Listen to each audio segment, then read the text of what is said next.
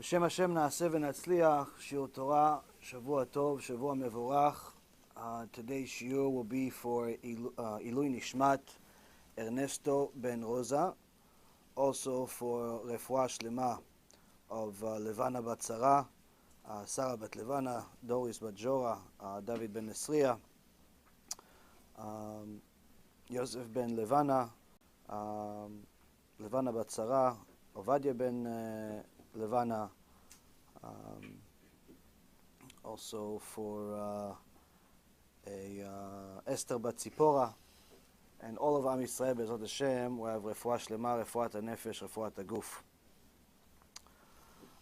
So for anyone who hasn't heard, the anti-Semitism in the world, Baruch Hashem, is growing rapidly, especially in our allied country called America.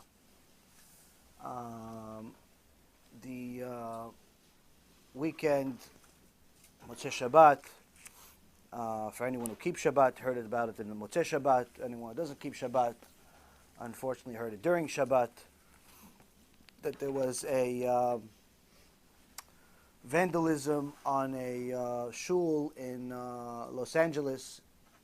And when the Kehila showed up, or the workers showed up in the morning on Shabbat morning, they saw that the big, fancy, beautiful shul was vandalized by some Reshaim to the extent where they took the Sidurim, ripped them apart, the chairs were all over the place, took the Sifrei Torah, threw them on the ground, ripped one Sefer Torah in half. We okay? Ripped one Sefer Torah in half, Hashem Yerachem, and the people of the Kehila were shocked. The people on the news are shocked. The only one that's not shocked is a Kadosh Baruch Hu. Now, of course, everyone is crying foul, because this is not something that any one of us wants. This is not something that any one of us ever thought is going to happen. You know, especially in such a rich neighborhood. You're talking about average net worth is 10 million plus. I wouldn't be surprised if there's a few billionaires in town attending the shul once in a while. So, you know, these are the type of things that you think happen maybe, I don't know, maybe in the projects. Maybe they're happening in places where there's crime is very high. They're happening in places where, definitely not a place where there is so much money. So, someone came out from the Kehila and made a video and said, look, let's pay attention to what HaKadosh Baruch Hu is telling us. He says anyone would notice that the Sefer Torah that was ripped at a beginning of a parasha, not in the middle, as he said, not in the middle, not in the some odd section, but in the beginning of Parashat Shlach. Parashat Shlach, he says, look at that. This is the parasha of the Meraglim. Parasha of Meraglim, where you had some Jewish leaders go to Eretz Yisrael to scout the area, and they came back and otziu diba. They said lashon hara about the place, and Hashem punished them. So he says, from here we learn. What do we learn? We learn we shouldn't say lashon hara. Now let me ask you guys a question. You've been in enough of my shiurim. Do you believe that HaKadosh Baruch Hu is going to tarnish a place because of lashon hara? Because if the answer is yes, we should shut down all shuls. All shuls, all around the world. Why? Because there's not a single shul in the world, there's no lashon hara.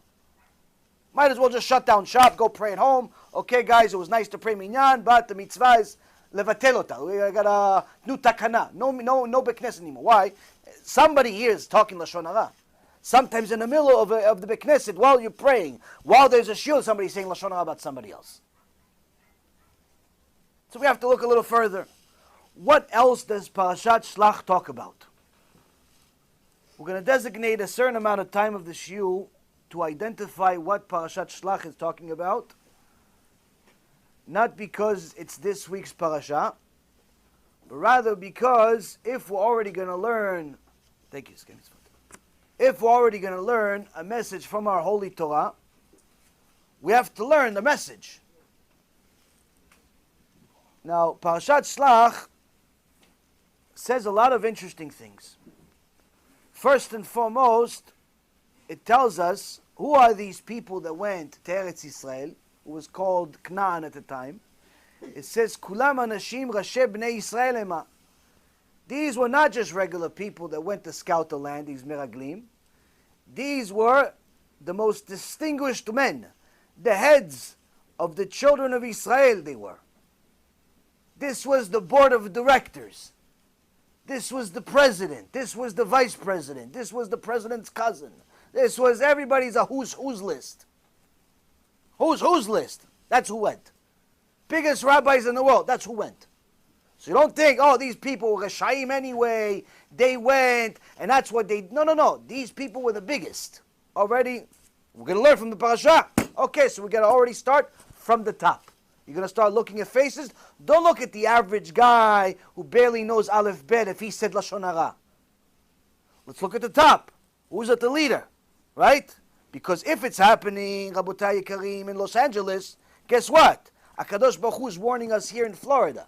HaKadosh Baruch Hu is warning us in New York. HaKadosh Baruch Hu is warning us in Tel Aviv, in Netanya, in Yerushalayim, in Arizona, everywhere. That's what HaKadosh Baruch Hu is doing. Somebody came to the Chafetz Chaim and told him, Kvod HaRab, I just came back from a trip to raise some money and give chizuk to a Kehila in Africa. And I wanted to tell the Rab a little bit about the Kehila over there. The Chafetz Chaim says to him, hold on, before you tell me about the Kehila, can you tell me a little bit more about the Goyim over there? Are the black people still being, persecuted against? The rabbi says, what? Why does the Chafetz Chaim care about the Goyim in Africa? He goes, no, what are you talking about? Of course I care. If something is happening to the Goyim, not the Jews even, the Goyim in Africa, that's a warning sign for Am Yisrael. Needless to say, if something is happening to Am Yisrael in Los Angeles, in New York, in Arizona, in Florida, in Jehannam, wherever it's happening, that's a sign for all of us. All Kol Yisrael, Aravim Zeh Lezeh. Where does it start? Oh, it says it starts with the leaders. Something going on with our leaders. Okay, let's move on.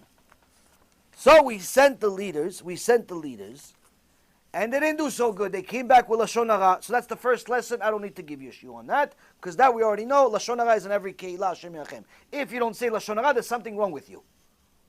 We have to send you to some psychiatrist. Like, why aren't you saying Lashon Hara? Everybody's doing it. All the cool kids are doing it.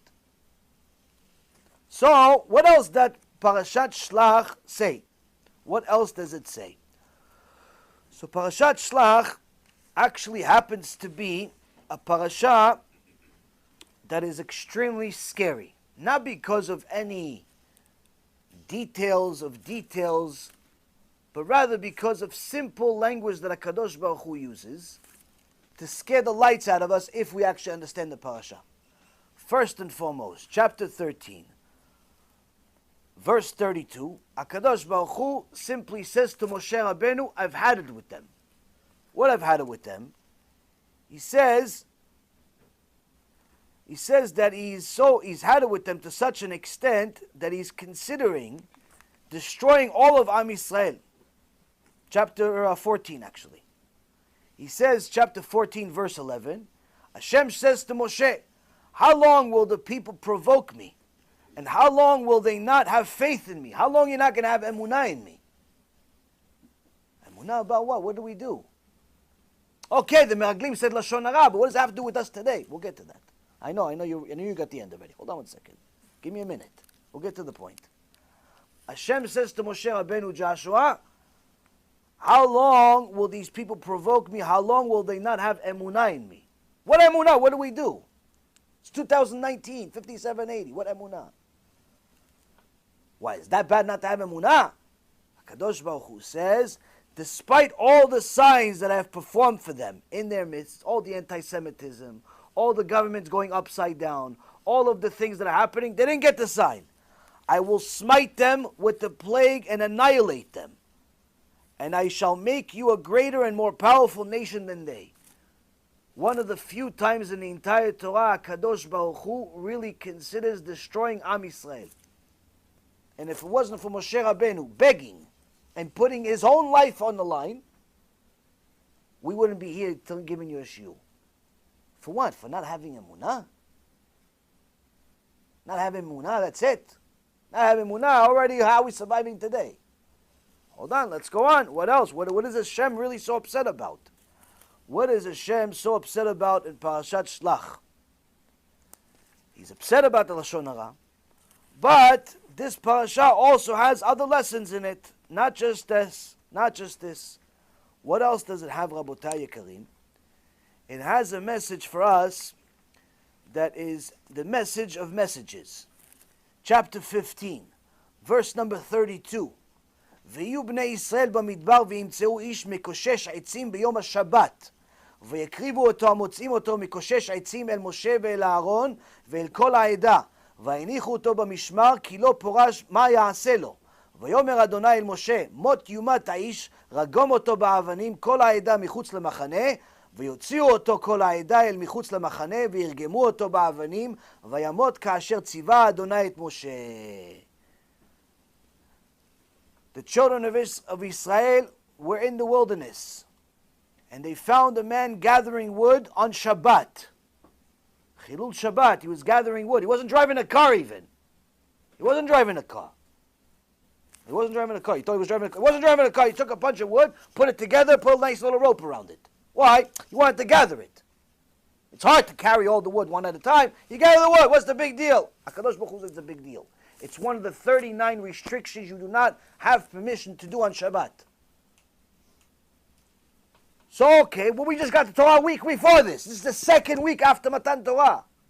You didn't have time to get to that halacha. Second week. We got Torah last week. This is the second week. So you didn't get to the halacha. It's a big book. Did you read the whole Chumash in 1 week? Not yet. Tell you the truth, I didn't need it in 1 week. But don't fault me for it, because it takes more than a week. It's a big book.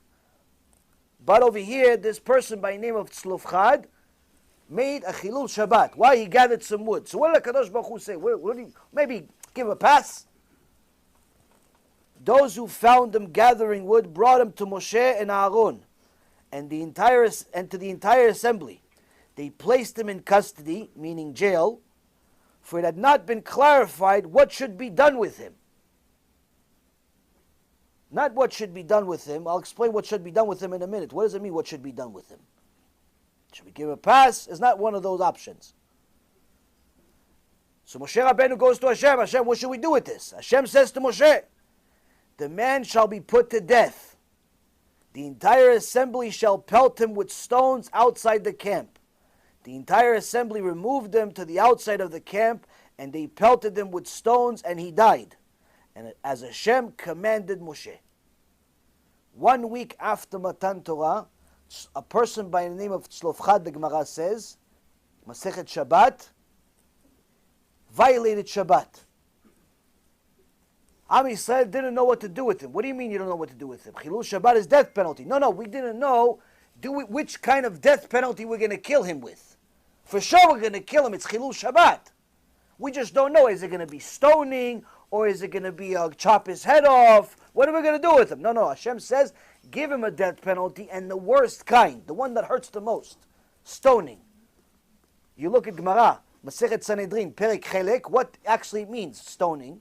Hashem Yirachem, it's scarier than my shiur about Gehinnom.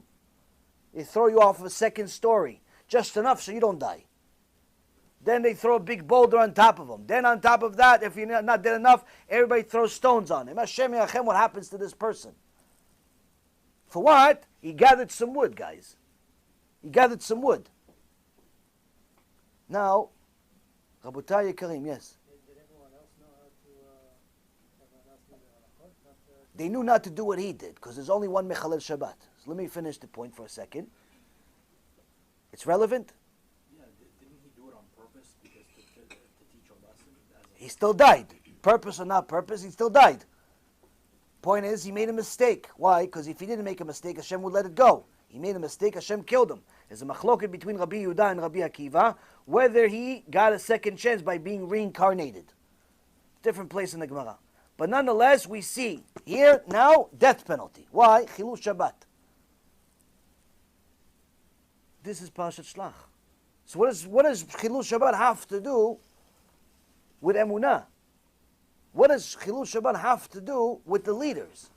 What does Chilul Shabbat have to do with anti-Semitism? Well, Rabotai Kareem, some time ago, a person came to me and asked me if I could come to Los Angeles. I said, no problem, just arrange some shurim for me. He says, no, there's a very good Kehila for you, perfect. I said, why? Why is this perfect? Why is it so perfect? He says, because almost, I don't know if it's everybody, but a big part of them drive on Shabbat. I said, how do you know? How do you know they drive on Shabbat? Why? You just sit there, look at everybody. It's not nice to say Lashon Hara. We got killed for it almost in Meraglim. He goes, no, it's obvious. Everybody knows. I said, how does everybody know? He says, even the non-Jews know. I said, how does the non-Jews know? What? Non-Jews know Halachot Shabbat. They know who's violating Shabbat. He goes, no, you don't understand. They have valet parking on Shabbat. Mr. Billionaire shows up with his Rolls Royce, with his Ferrari, with his Mercedes, with his whatever he's wearing, to the shul on Shabbat, on Yom Tov. And he has a little guy with a papillon, with a little bow tie waiting for him. Yes, sir, Shabbat, good Shabbos, Shabbat Shalom. Orthodox pretending to be, Reform pretending to be Orthodox.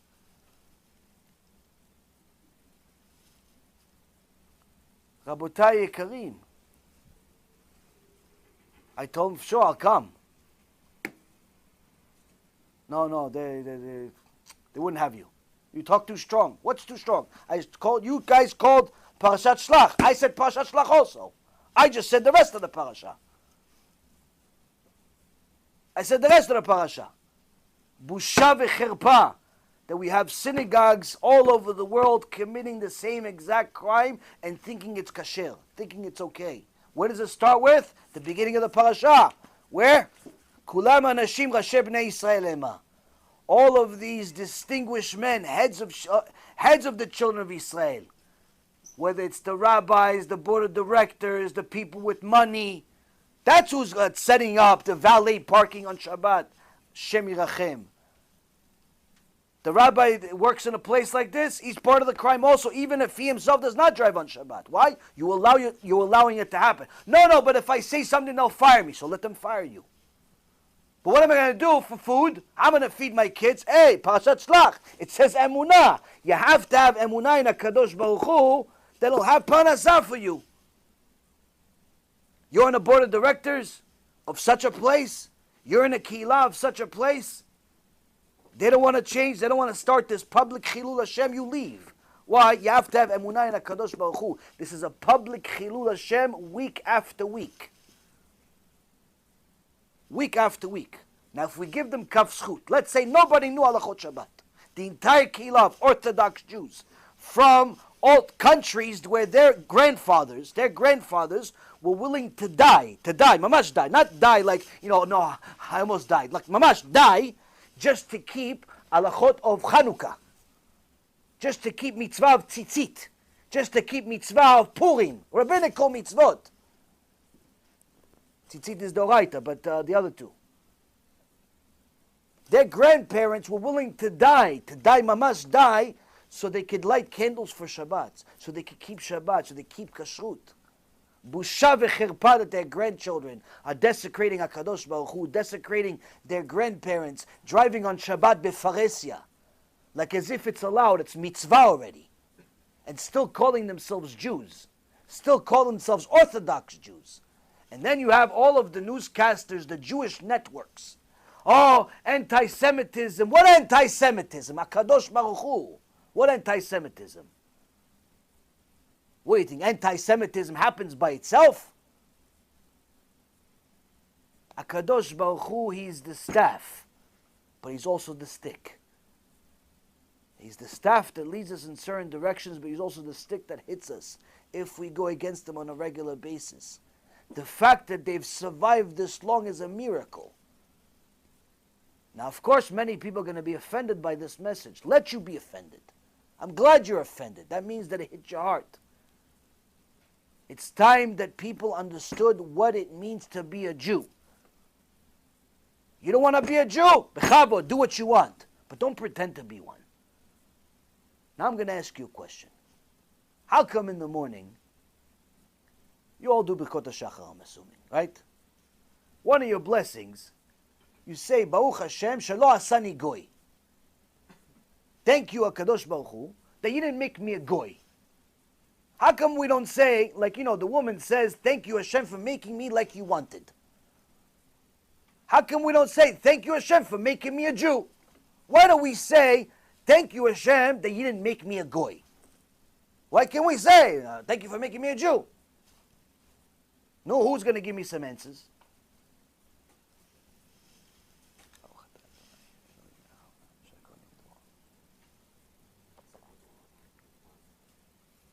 Louder.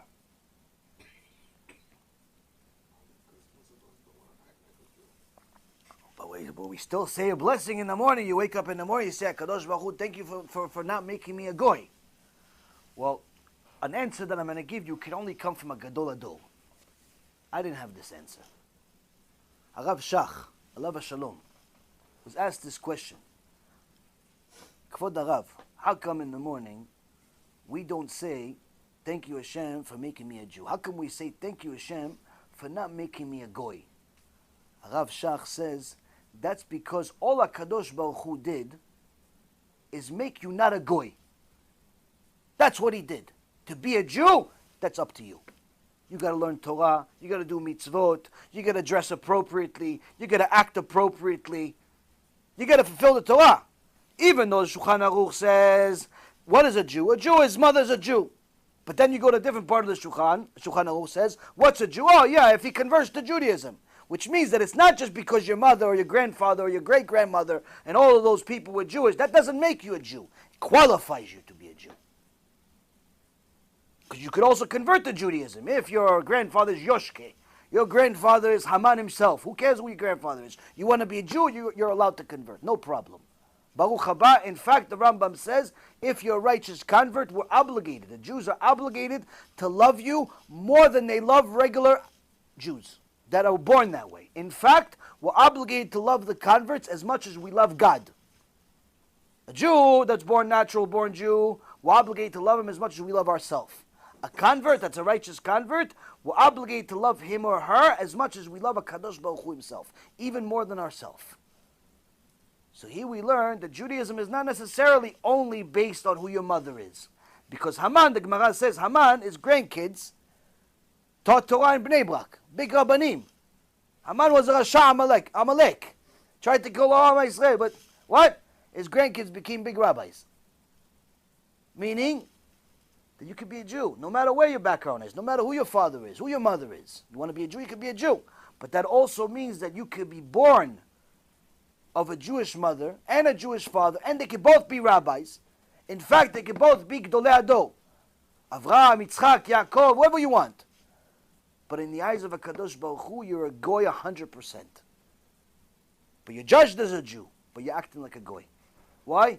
Because in order to be a goy, in order to be a Jew, Rabotai Yekarim, you have to act like one. You have to fulfill the Torah. Judaism only began at Mount Sinai when we got the Torah. Anyone that fulfills the Torah in accordance to what we have, that's a Jew. Anyone that violates the Torah, it's not a Jew. His Judaism is on suspension.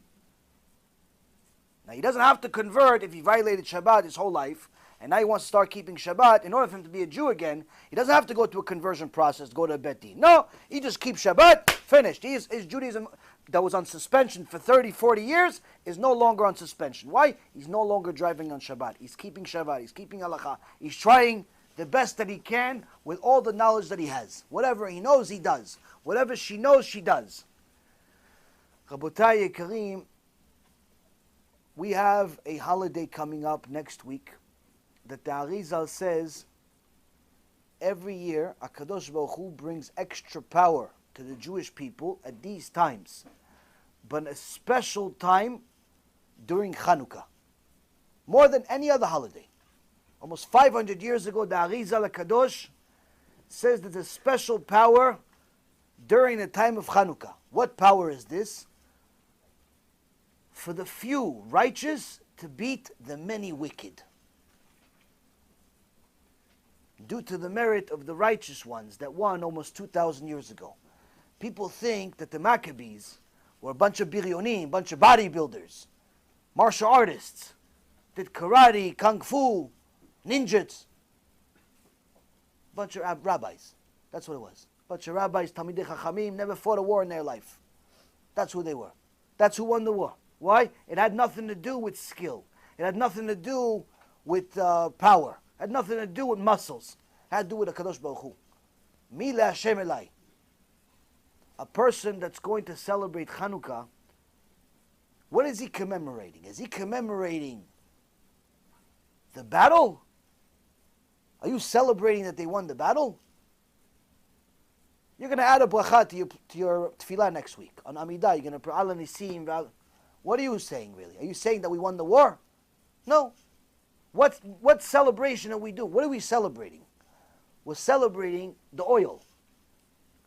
We're celebrating the oil, Rabotai. We're not celebrating winning the war. The Pri Chadash asks this question: how come we celebrate the oil and not the fact that we won the war? There were millions and millions of Greeks, anti-Semitic, anti-Torah, lefty, liberal, Reshaim Gmurim, tried to destroy the Torah and everything that had to do with it. And unfortunately, many, many Jews, there were also lefty liberals that joined them. They called themselves in those days Hellenists. Today they call themselves lefty liberals. Same thing, just change names. So now, the war is a few rabbis versus millions of Reshaim. HaKadosh Baruch Hu lets the few rabbis win. Killing massive amount of people. Jews, non-Jews. Anyone that was going against Hashem was getting killed by the dozens. Now you're going to celebrate a whole holiday for 8 days, not even commemorating that. What are you commemorating? You're commemorating the fact that we had oil that miraculously survived for 8 days. Gemara says it's actually maybe not really 8 days, it could be a little less, it's 7 really, because the first day, and anyway, long story short, it's the oil, it's not the battle. Why? A few reasons. Number one, the Pri Chadash says, because the spirituality is the reason why we won the war. The spirituality is what we need to commemorate. The spirituality is what's relevant in every generation. The war, not so much. We're not going to war tomorrow. Baruch Hashem. We didn't go to war yesterday. Baruch Hashem. Even more than that, though, Rabotai Karim, even more than that, is the truth is, we didn't win the battle. The war, we didn't win. Why? The Hellenists are still here. They just call themselves lefty liberals. They still call themselves reform, conservative, fake Jews. They're still here. And they're still being given power by Kadosh Baruch Hu in order to check all of us, who's real and who's not. Now, it's very, very important for a person to know that if HaKadosh Baruch Hu sent a Kehila in Los Angeles, or a Kehila in New York, or a Kehila in anywhere, a message like this, that also means that we ourselves are not doing good enough. Because if we were, it wouldn't happen. It simply would not happen. Now, when you ask people what's a Jew, people really don't know what a Jew is. People really don't understand what a Jew is. They think a Jew is maybe somebody that wears a certain type of clothes, or maybe a certain person that eats certain types of food, or maybe a certain person that knows certain languages. But that's actually not what makes a Jew. One of the Gdolim in the world of Chassidut was Rabbi Tzvi Elimelech Shapira Midinov. He wrote a sefer that no matter what kind of Chassid you are, if you're a normal type of Chassid, this is like almost like your Torah. of Hasidut, called Bnei Sachar, almost a little over 200 years ago. Now, Rabbi Tzvi Elimelech Shapira Midinov, one time on a Friday night, he had all of his Hasidim with him. They already did Kabbalat Shabbat, and they were having the arucha, they were having the meal. Suddenly, some messy, disaster-looking, drunk, smelly villager walks into the Beit Midrash. Some of the Hasidim figured he got the wrong address. But the Rebbe sees him, leaves all of his Hasidim, stands up, runs towards him in the front, and hugs him. Come, sit. In those days, Hasidim, they have big kavod for their Rebbes. Big kavod for their Rebbes. Still today. See, this guy is bringing him, this smelly, drunk-looking guy. Everybody automatically has some thoughts. Maybe this guy's Eliyahu Navi. Eliyahu Navi, it's known that Eliyahu Navi, when he comes to this world, and he doesn't come as Eliyahu Navi with the wings and everything. He comes sometimes as a homeless person. He comes sometimes as some soldier. All types of stories we heard in the Torah. So people are saying, definitely it's Eliyahu Navi. But then they see the Rebbe taking him and he's sitting him right next to him. Right next to him. And he gives him half of his food. And he's protecting him. No one's talking to him. And he's talking to him. And he's taking care of him. And he's feeding him, and this guy's getting kavod. He's like, no, maybe this guy's Malach. This is Michael himself. Malach Michael, this is Malach of Am Yisrael. Has to be Gabriel, Raphael, somebody. The whole Shabbat, he's right next to him. Right next to him the whole time. He's not moving. After, he gives him his bed. Sleep in the bed. He gives him his clothes. This villager is wearing the Rebbe's clothes now. Everyone's baffled. One guy figured, you know what? Maybe he's not Eliyahu Navi, maybe he's not Malach, but for sure he's one of the hidden tzaddikim of the generation. Has to be.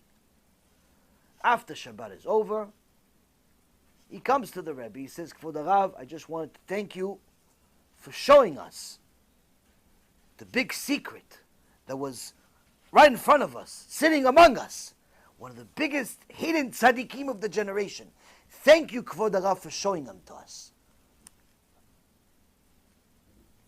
Rav Tzvi Elimelech starts smiling and giggling. He says, no, let me tell you a story. He said, years ago, I wasn't so famous. When I was young, I wasn't so famous.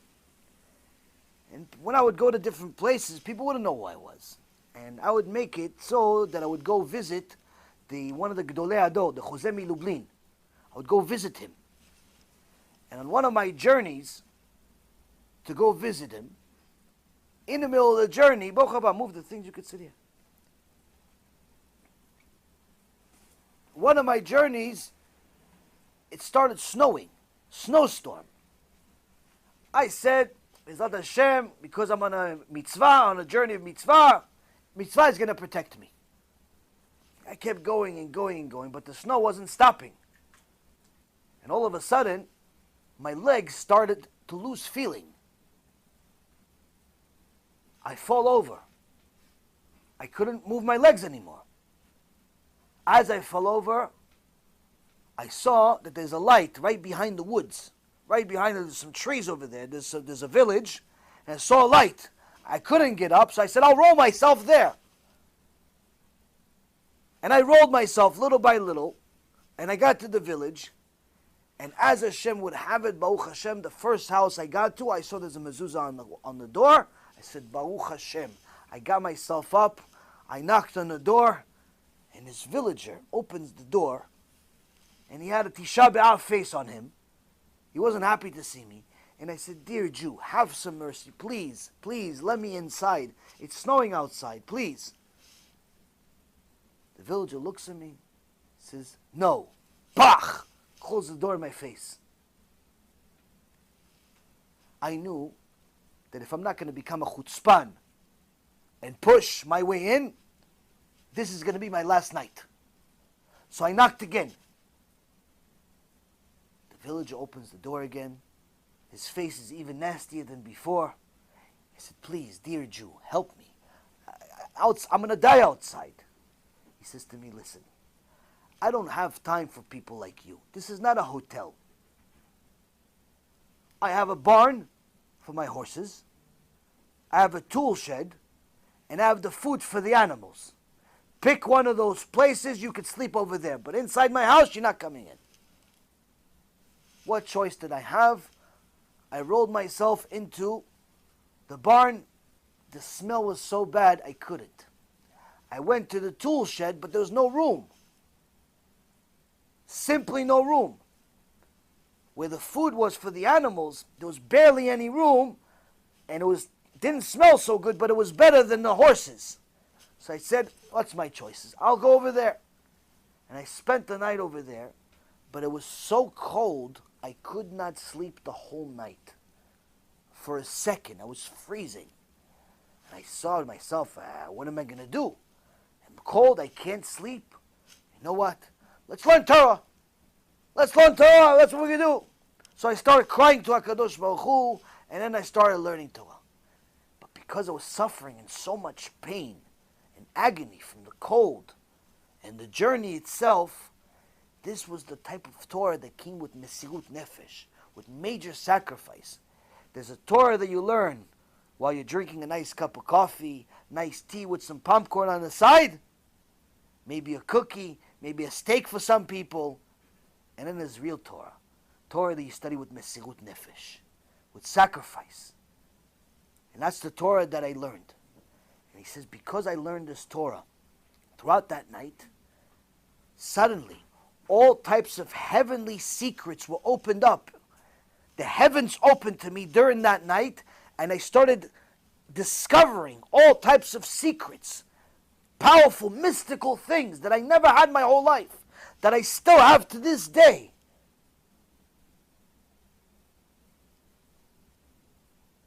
So the Chassid says to the Rebbe, because the Rebbe, so what does it have to do with this drunk that came here? He says, he was my host.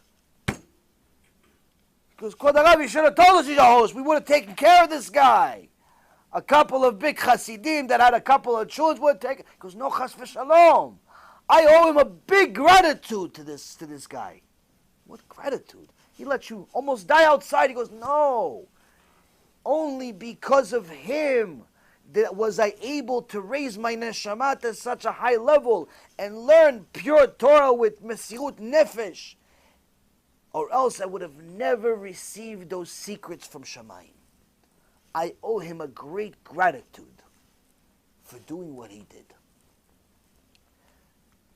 That is the difference between a Jewish story and a non-Jewish story. A Jewish story, you learn, what could I learn from that story? The Jew will always say, okay, Holocaust, what could I learn from there?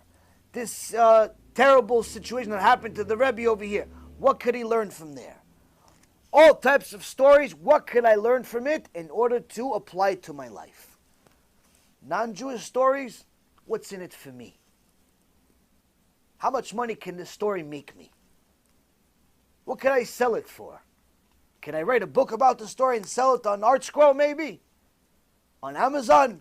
On something? Not to compare the two, but you get the point.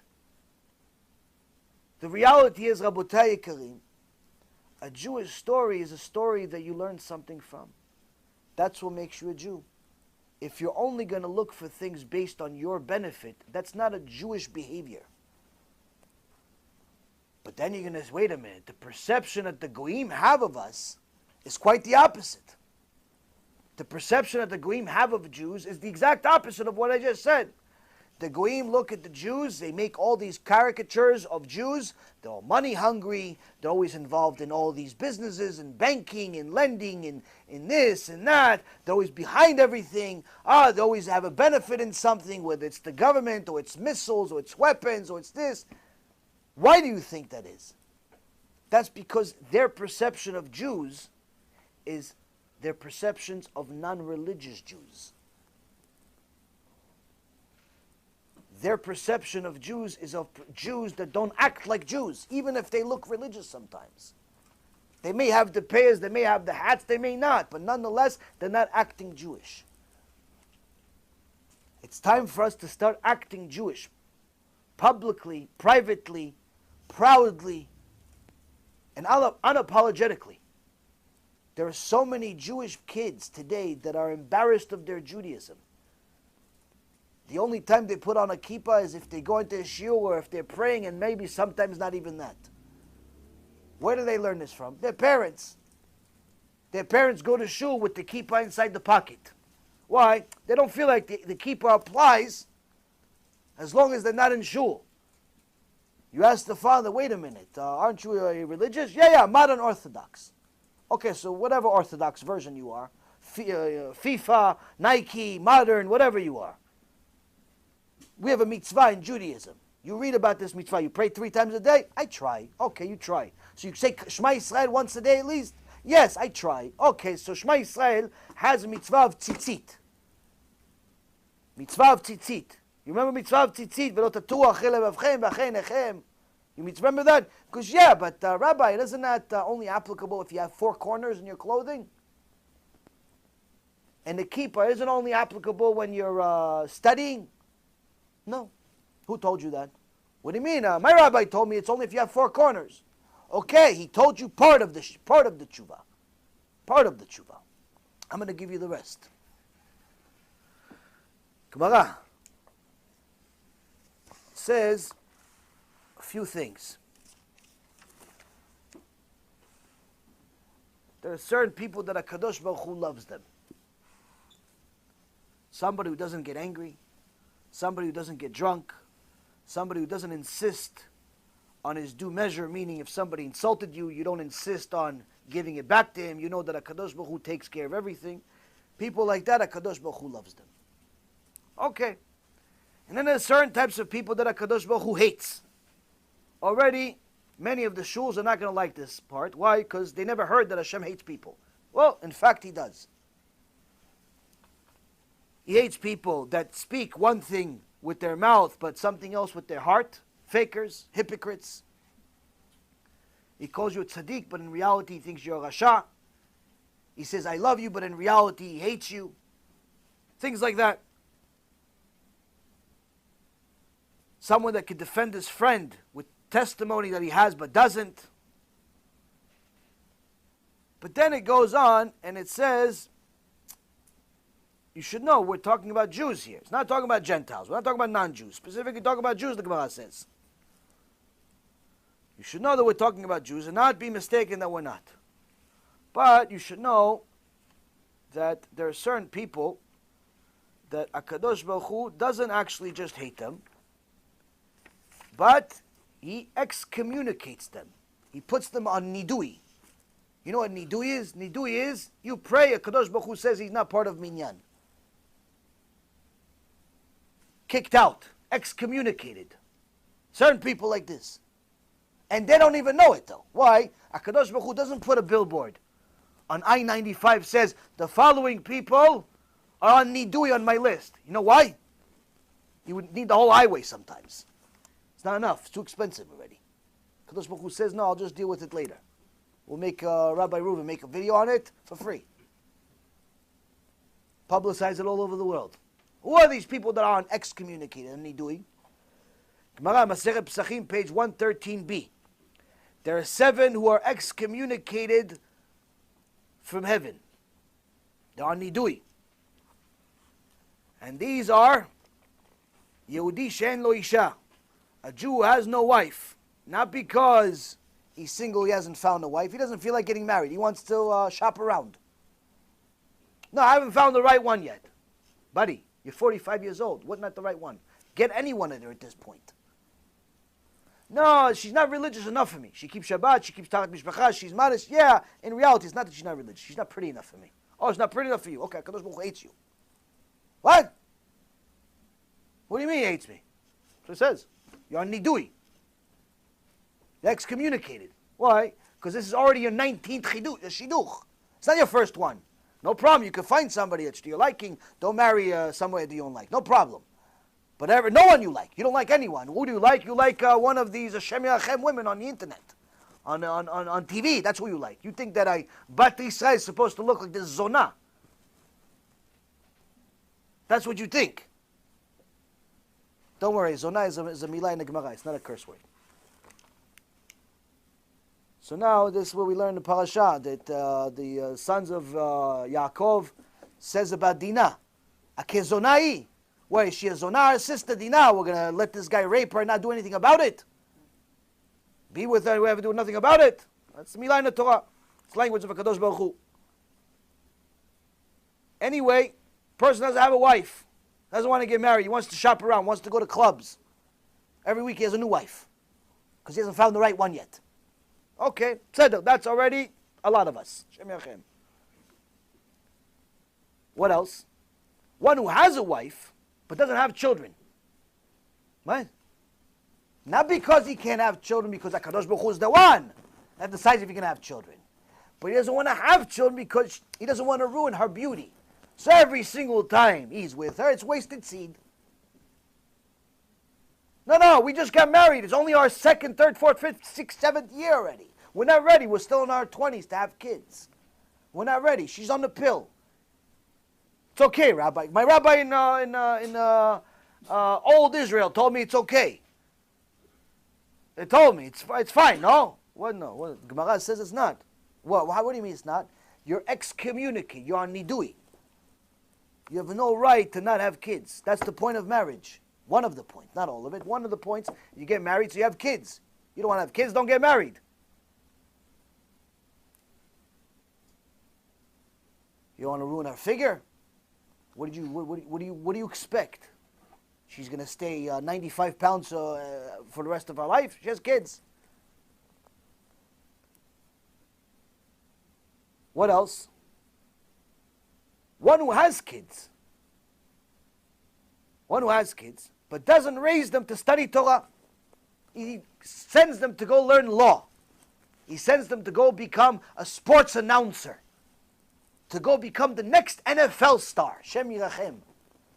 2.5-year career before you want to commit suicide. Because that's how long the average career is in the NFL. I used to deal with them. They were my clients. Average career, 2.5 years. Then they want to commit suicide because by 4 years after retirement, they've lost every single penny they have and they're more broke than what they started with. No matter how much money they got. We're talking about guys that made $100 million are broke within 4 years of retirement. I wrote a whole paper about it. You can look it up on the internet. The point is, Rabotai, you raise your kids to become an NFL star, a basketball star, a baseball star, a lawyer, a doctor, whatever you are, not learn Torah, you're a nidui. You're allowed to be a lawyer, allowed to be a doctor, allowed to be a shoemaker, allowed to make money. But you have to learn Torah. You don't make sure your son goes to the best yeshiva to learn Torah, you're a nidui. You pray, Kadosh Baruch Hu says deleted. Junk mail. He looks at your prayer as junk mail. Why? You sent your son to a mixed boys and girls school that calls itself religious. You send your son to public school. Hashem Yachem, the Me'am Loez. The Me'am Loez calls every parent that sends their children to public school an idol worshiper. Why? Because that's what they teach in public school. Next. Someone who does not have tefillin on his head and tefillin on his arm. Someone doesn't lay tefillin. You don't put on tefillin? No, whenever I get a chance, Rabbi. At least 3-4 times a week. 3-4 times a week. Okay, so 3-4 times a week. Okay, so 3-4 times a week. Kadosh Baruch Hu says you're on cherem. Yeah, but I was sick and I was praying to Hashem and He didn't cure me. Exactly. He didn't cure you. What? You're on cherem. Your tefillot are going to a junk mailbox. Why? You put on tefillin whenever you feel like it. Hey, Rabbi, is it still okay to put on tefillin? It's 5:30. The sun's kind of down. The stars are out. Can I put on tefillin? No, it's too late, mister.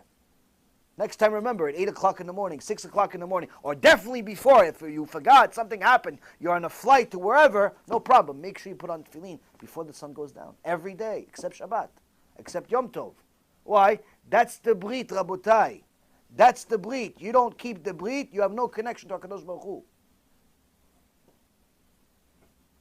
Yeah, my father didn't do it. Okay, there you go. That's why you came out like this. Fix your father's sin by doing the opposite. But then my favorite one that no one ever thought is going to be part of the list. No one ever thought it's going to make it to the best of the 7. Someone who does not wear tzitzit. Someone who does not wear tzitzit is on nidui. Yeah, but I didn't wear 4 corners. Okay, you didn't wear 4 corners. So you should. Because if you do not wear a tzitzit and you are a Jew, you're on nidui. You're excommunicated from HaKadosh Baruch Hu. Why?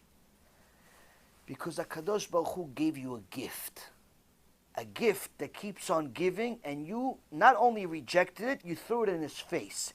He gave you a gift called Mitzvah Tzitzit, which is a mitzvah that's so easy, it's so easy, that you have to be crazy not to do it if you're a Jew. Why? Every single second you have this piece of clothing on, that's a mitzvah. Every second. One mitzvah, we're not talking about the whole day, one mitzvah, pick any mitzvah from the Torah, let's say mitzvah of tzitzit for 1 second. If you take all of the good that you've had in your life, that's not your whole life. Let's say you're 25 years old. Out of the 25, let's say 5 years is good. 20 years, you're in the bathroom, sleeping, eating, not having such a good time, whatever it is. 5 years out of the 25 years is good. Percentage-wise, let's say if you lived 100 years, let's say 20%. That's really exaggerating, but nonetheless, let's say 20% of your life is good. If we take that 20% of your life, 100 years, 20 years of life, and put it in a box, remove all the bad, and we inject it into you one shot, that's a lot of good. Imagine you could enjoy 20 years of good in 1 second. That's a lot of good. That's all the ecstasy pills and crack in the world can't do that. Now, imagine all the good, not just yours, of all of the people in all of the generations from the beginning of the world until today, until the end of the world. All of their good. Not their bad. No wars, no inquisitions, no disease, no breakups, no makeups, no nothing. All of the good that they've all had, you put all of their good into that same box that was just yours. You inject that into somebody, that's a lot of good. All of that good is not even a down payment for what you're going to get for wearing a tzitzit for 1 second. So when a Kadosh Baruch Hu says, I gave you a gift that's going to give you that much good, for what? For wearing an extra t-shirt. Not only does it make you more modest, but also gives you a lot of mitzvot. Something you cannot even imagine and begin to appreciate. But what do? You say, no, didn't you say 4 corners? No 4 corners. I'm not going to wear it if I'm not wearing 4 corners. HaKadosh Baruch Hu says, you don't want my mitzvot. To that extent, you're on cherem. And the Gemara Masechet Menachot, page 25, says, a Jew does not wear tzitzit if there is a gzerah on the nation, a decree on the nation, a world war, pogroms, inquisitions. The first people that get killed are the people that don't wear tzitzit. Why? They don't have any protection. All of that extra mitzvot that they would have made wearing that tzitzit when it's hot, when it's cold, when they're inside, when they're outside, all of that extra, they didn't have it. So they don't have protection when the times, unfortunately, call for a decree to wake up the people. So not only do they lose while they're alive when they're on nidui, but also Hashem Yachem, if bad things happen, which anyone with eyes and ears would know that, unfortunately, We are at such times. We are at such times. You don't have to be a big genius to realize the world wars are all heating up. All of the nations are ready to fight. Everybody is just looking for an excuse to press the trigger. Whether it's Trump, or it's China, or it's Korea, or it's Russia, or it's Israel, or it's Iran. So everybody's looking for a reason. Everyone's looking for an excuse. This is not one of those times that you just pass on mitzvot as if you have extras. And that's why Kadosh Baruch Hu says, you treat my mitzvot as if they're not important, you're on nidui. Lastly, he says, someone who does not have a mezuzah on his doorway. Someone who does not put mezuzah on his door. He has a house, 7 rooms. How many mezuzot? 1. What happened to the other rooms? Nah, they're expensive. What is it? Mezuzah, $100, $150 a mezuzah? That's too much. 1 mezuzah is enough for the whole house. Where'd you get the mezuzah? eBay. I got it for a discount. $9.99. $9.99. Make the plastic, cost more money, so I had to make it. The house, $500,000 plus. $1 million plus. Mezuzah, $9.99. $40 from the Judaica store that's being run by Goyim. Only thing that's Jewish about it is the name, Judaica. Instead of going to a kosher rabbi that has mezuzot that are actually coming from places that you know who the sofer is, who wrote it, who this. One guy calls me about a month and a half ago. He says, listen, you have mezuzot? I said, yes, but I only have expensive ones. I don't deal with the $60 ones. I'm sorry. He goes, no, I want the best one. I said, the best one I have right now is $350. He goes, I want that one. I said, okay, Baruch haba, no problem. It's the first time I've ever sold a mezuzah. Usually it's for free, gifts for donors. I said, what's the occasion? He goes, listen, I'm never going to make this mistake again. He goes, what would you do? He said, I bought a mezuzah. Some guy was a discount. Whatever it was, I don't know, $50 or something like that. I figured I got a good deal because, the covering, the shell looked really cool. But I don't know, there was something wrong all the time in my house, all types of problems. And I heard in the shiur to check your mezuzot. So I asked the rabbi, can you check the mezuzah? So rabbi, not the one that sold it to him. A rabbi checked the mezuzah, opened it up. It's a printer paper. Printer paper. Somebody went on a computer, pressed print on something they found on the internet, they put it inside a box, hey, here's the mezuzah. This is kosher for dogs.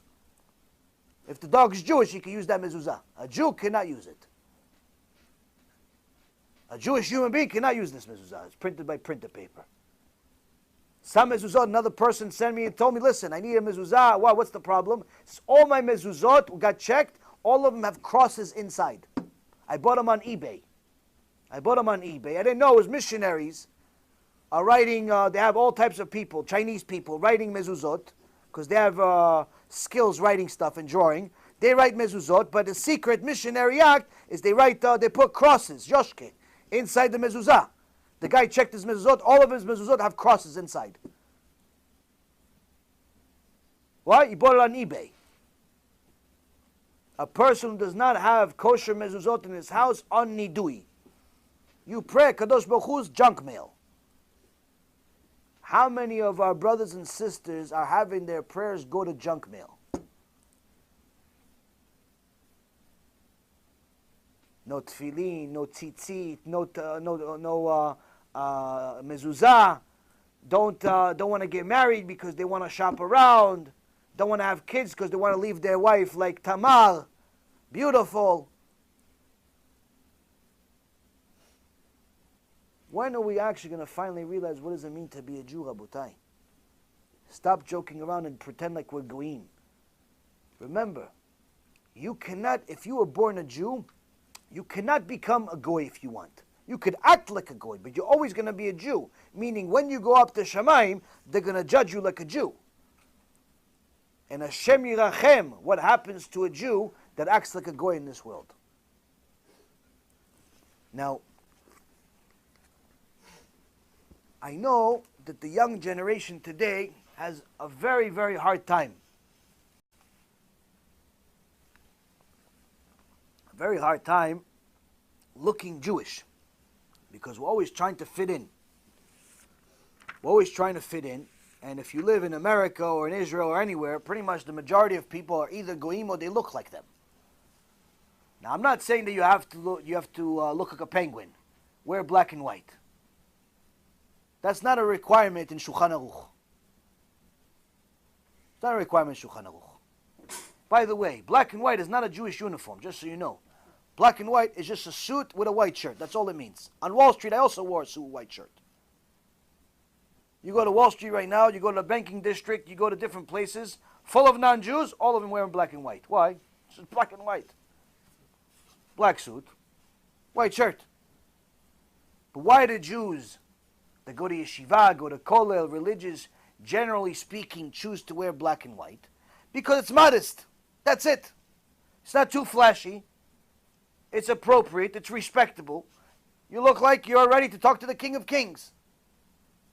You don't look like one of these street kids that you're not even sure if he's alive, if he's dead, if he's homeless, if he's a multimillionaire. You're not even sure anymore. Sometimes you see these interviews of multimillionaires. They just made a movie for $50 million that they got paid. They look like they're homeless. You feel like giving the guy some change, maybe add to his millions, because he's wearing, all of his clothes are ripped. His hair is like this, Tisha B'Av, like he just woke up, but this is all on purpose. A Jew is not supposed to look like that. A Jew is supposed to look respectable. Now again, you don't have to wear a three-piece suit, but you have to look respectable. Now why should you try to look respectable? Why should you try so hard to look like a Jew? Because Rabotai Karim, these things that are happening in the world, they're getting closer and closer to home. Meaning that Kadosh Baruch Hu is trying to give all of us the message that he's getting tired of us being fakers. He's getting tired of us being fakers that don't appreciate all the gifts that he gives us. And he's starting to repeat some of his past actions. If you look at the world right before the Holocaust, it's as if you're reading the news of today. You look at the world right before the Spanish Inquisition, it's like reading the news of what's happening today. You look at the world 2,000 years ago, at the time of Hanukkah. It's like reading the news today. The only difference, the names. Who's a leader, who's not a leader, who's the richest, who's the poorest. That's the only difference. Clothing was a little bit different. Less technology or different technology of the day. That's it. Actions of people, identical. Actions of people haven't changed. Especially our people. Now, you'll see, Rabotai, that it didn't end too well for us every time we went against Hashem. It didn't end too well. Now, anyone can say, wait a minute. How do we know that if we have, let's say, a Kehila that was attacked, whether it's in Pittsburgh about a year ago, or in Los Angeles now, or in New York, not recently, or in Australia, all types of places. Every other week we have a new attack somewhere else. How do we know it's really our fault? Maybe somebody else did it. Maybe the Goyim really hate us that much that Hashem is making them do it. But it's not really our fault. We have sources in the Torah. Gemara, Masechet Moed Katan, says the following.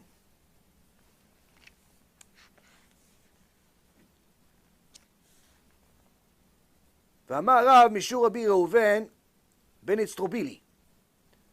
Rav said in the name of Rav Reuven, the son of Istrovili.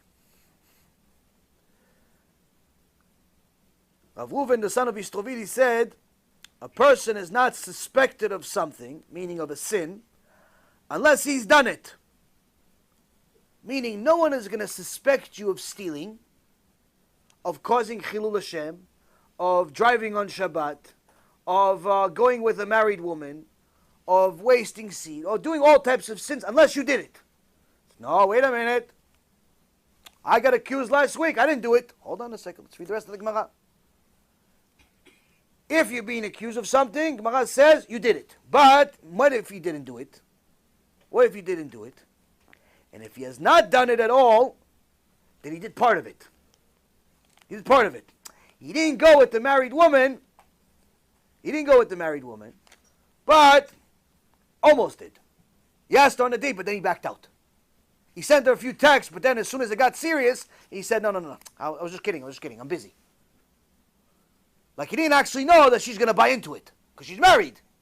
So he didn't know. But as soon as he said, you want to go out tonight? He didn't think she's going to say yes. She was just joking. We're friends on WhatsApp. We're friends on YouTube, on Gay Nom, on all types of stations. We're friends. I didn't think she was going to say yes. But when she said yes, he said, no, I was just kidding. No, you're married. Is that considered Eshet Ish? It's considered Eshet Ish. Why? She's married, not allowed to talk to her. If she's married, you are not allowed to talk to her. There's no such thing as platonic relationships between males and females in Judaism. All of these guys have girlfriends. Who said it's allowed?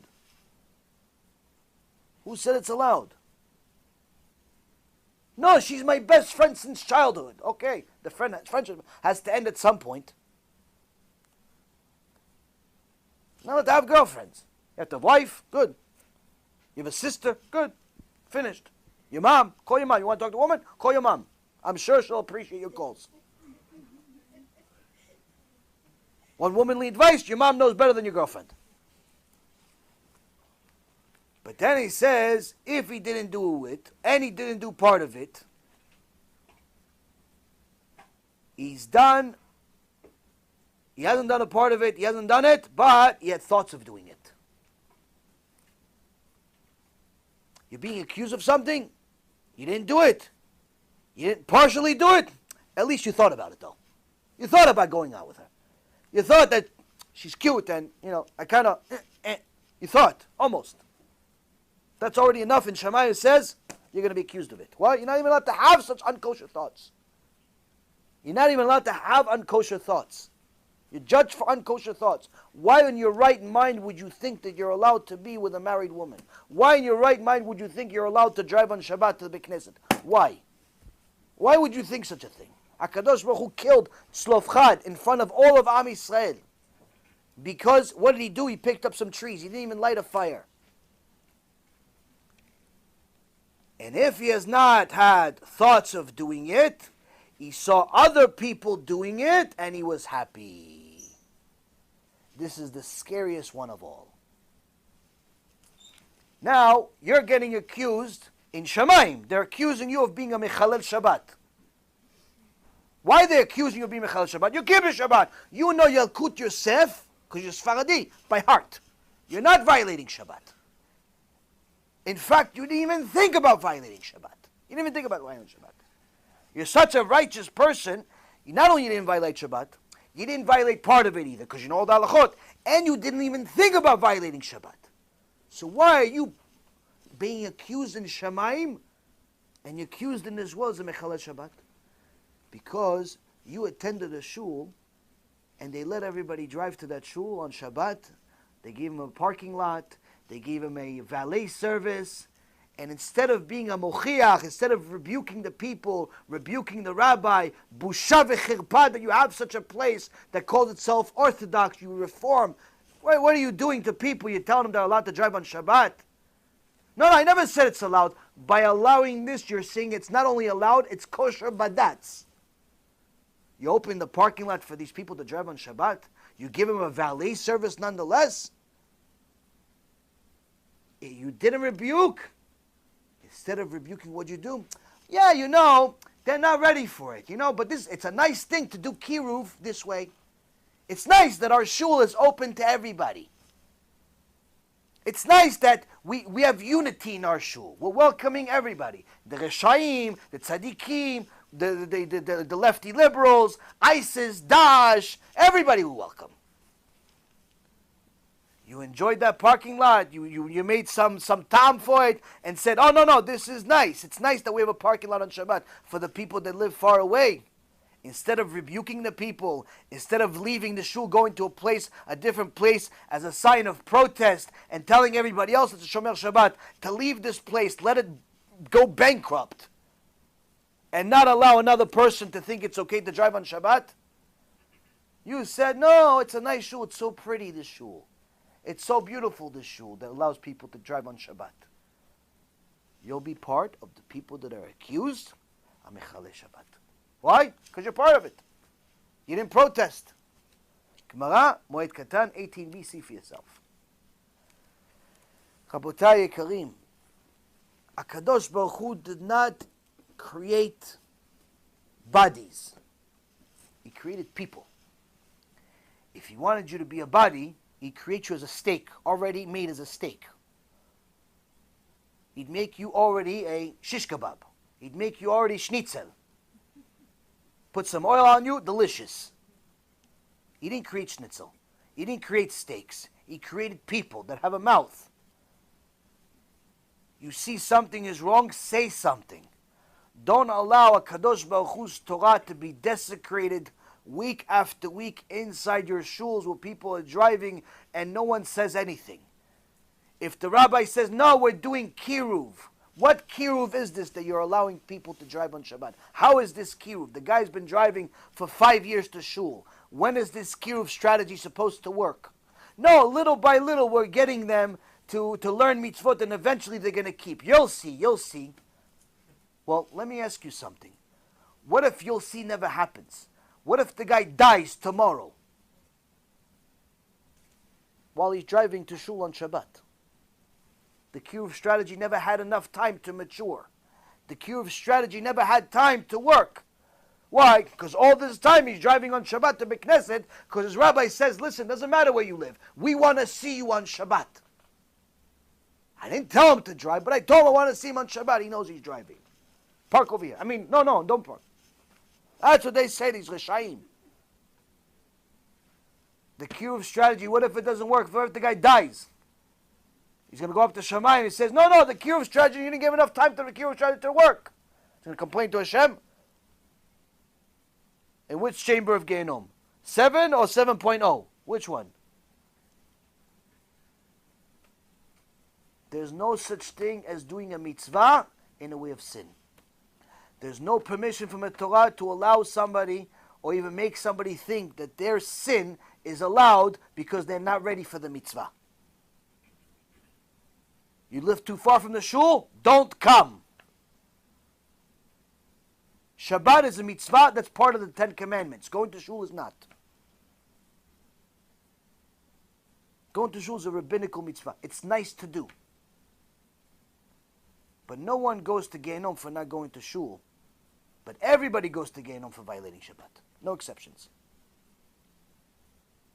Rabotai Yekarim, if we desecrate HaKadosh Baruch Hu's name on a regular basis by simply not saying a word while we're attending synagogues where people are driving on Shabbat lechatchila as if it's allowed, they're not even hiding it. They're driving and they're parking right next to the shul. And no one says a word. The rabbi doesn't say anything.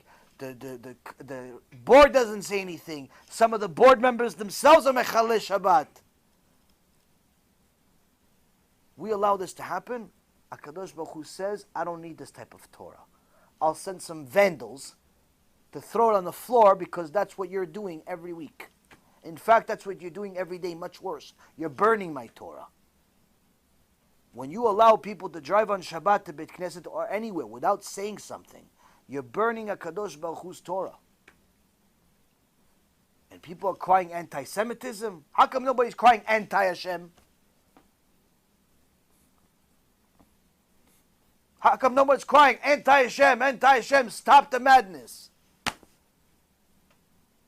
Stop going against Hashem. How come no one says that? How come nobody cries? No protest in the street. Stop going against Hashem. How come there's no protest for Hashem? What, because he's only one? Because he doesn't speak up right away? He's doing you a favor by not speaking up. Because when he speaks up, you don't want to hear it. It's too late.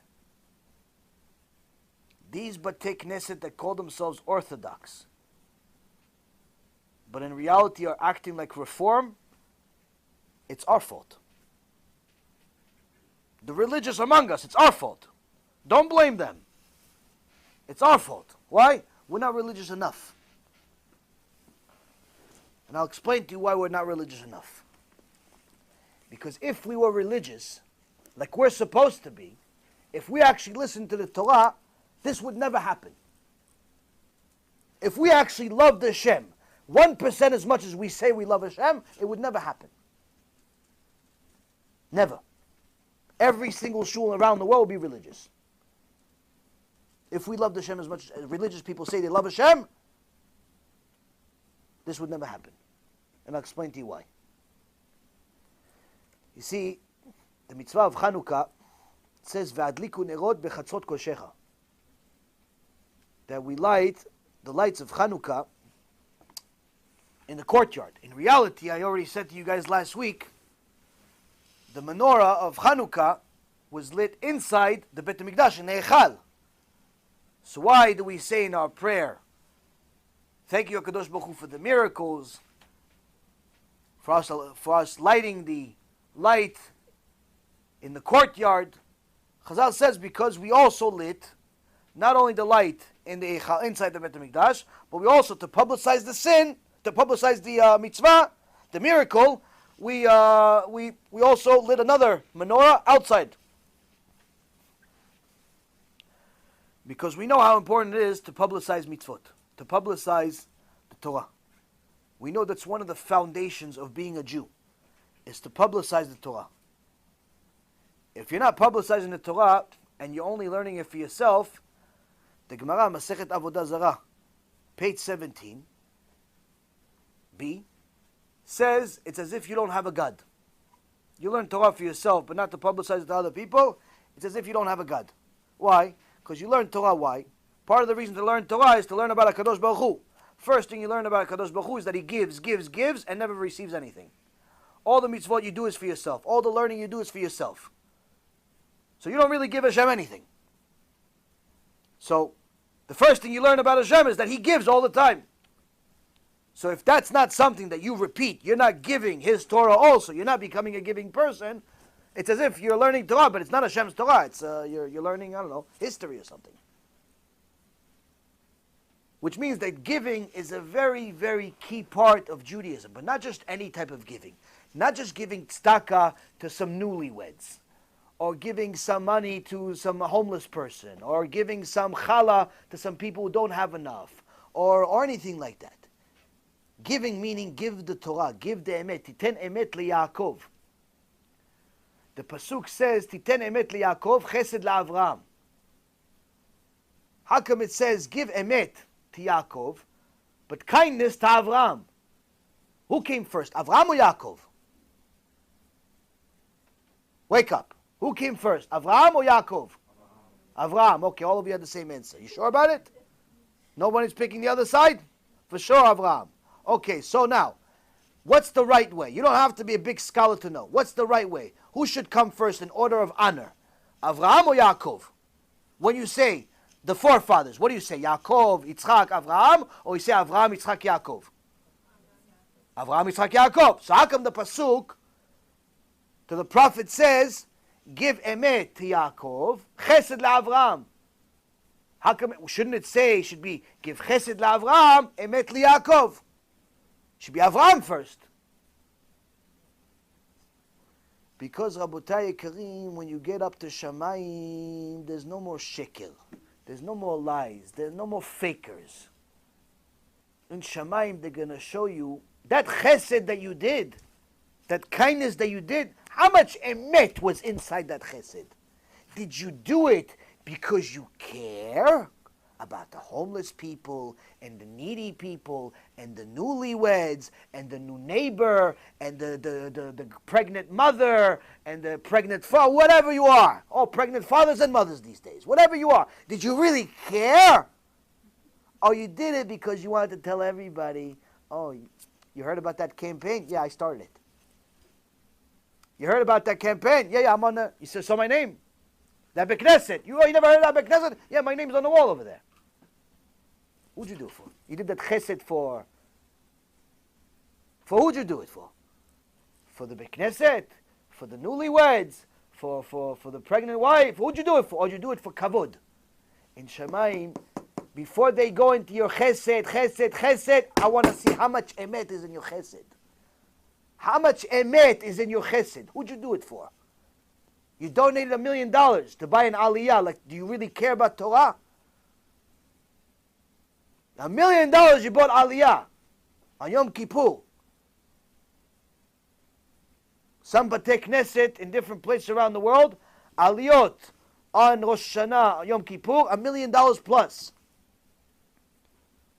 Did you donate the $1 million, that chesed you did to Bet Knesset, did you donate it because you care about the Torah that will be publicized, or you care about your name being publicized in the Kehila as the winner of the bid?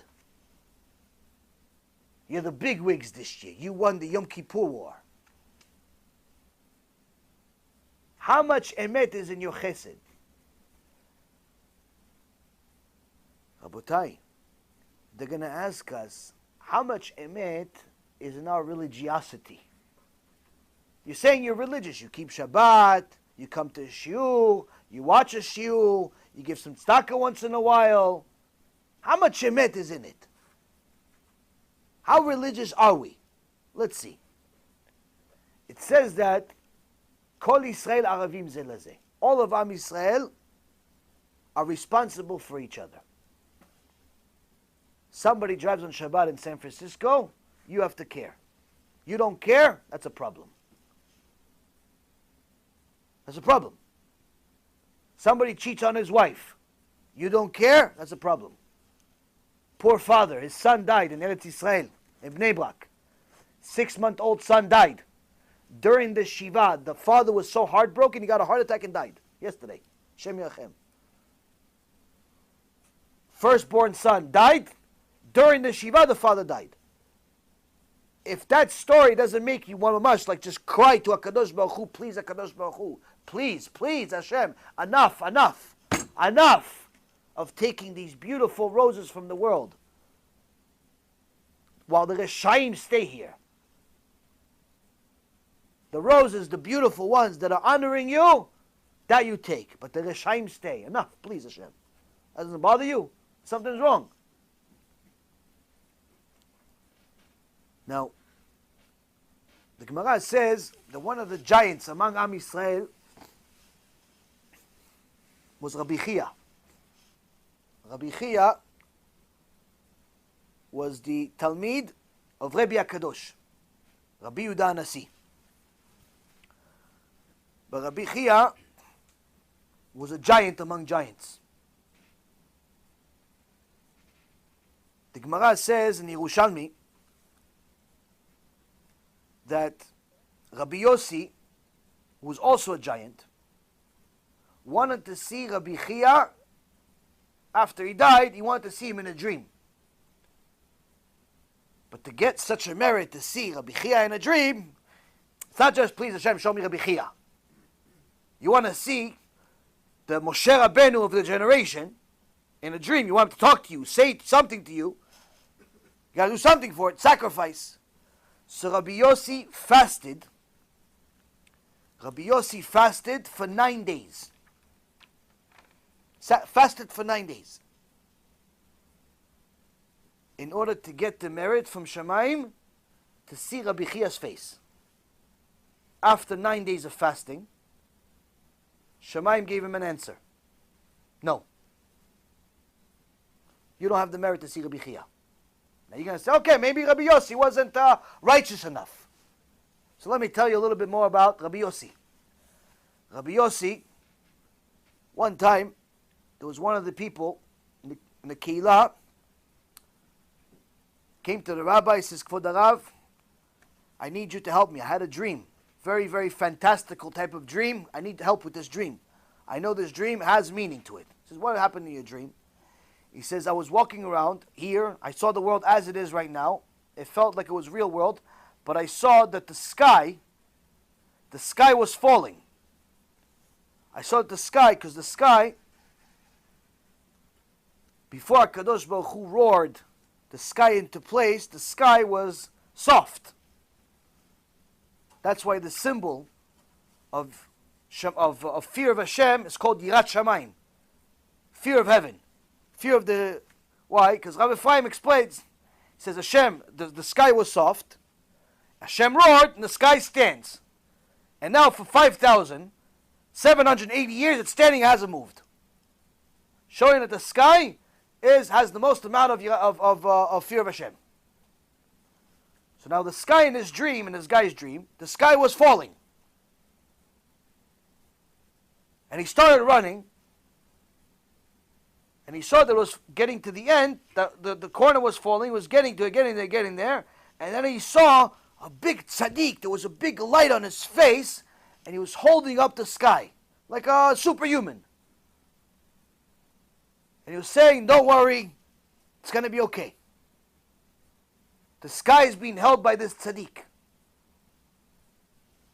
So the guy tells the rabbi, he goes, what does this dream mean? He says, this tzaddik that you saw in the dream, you saw his face? He said, yeah. He said, if I show him to you, you recognize him? He goes, of course. I remember it like it was right now. He goes, come. He takes him to the Bet Midrash. He goes, here, these are all the students. Let me know if you saw him. He goes, it's right here. He goes, oh, that's Rabbi Yossi.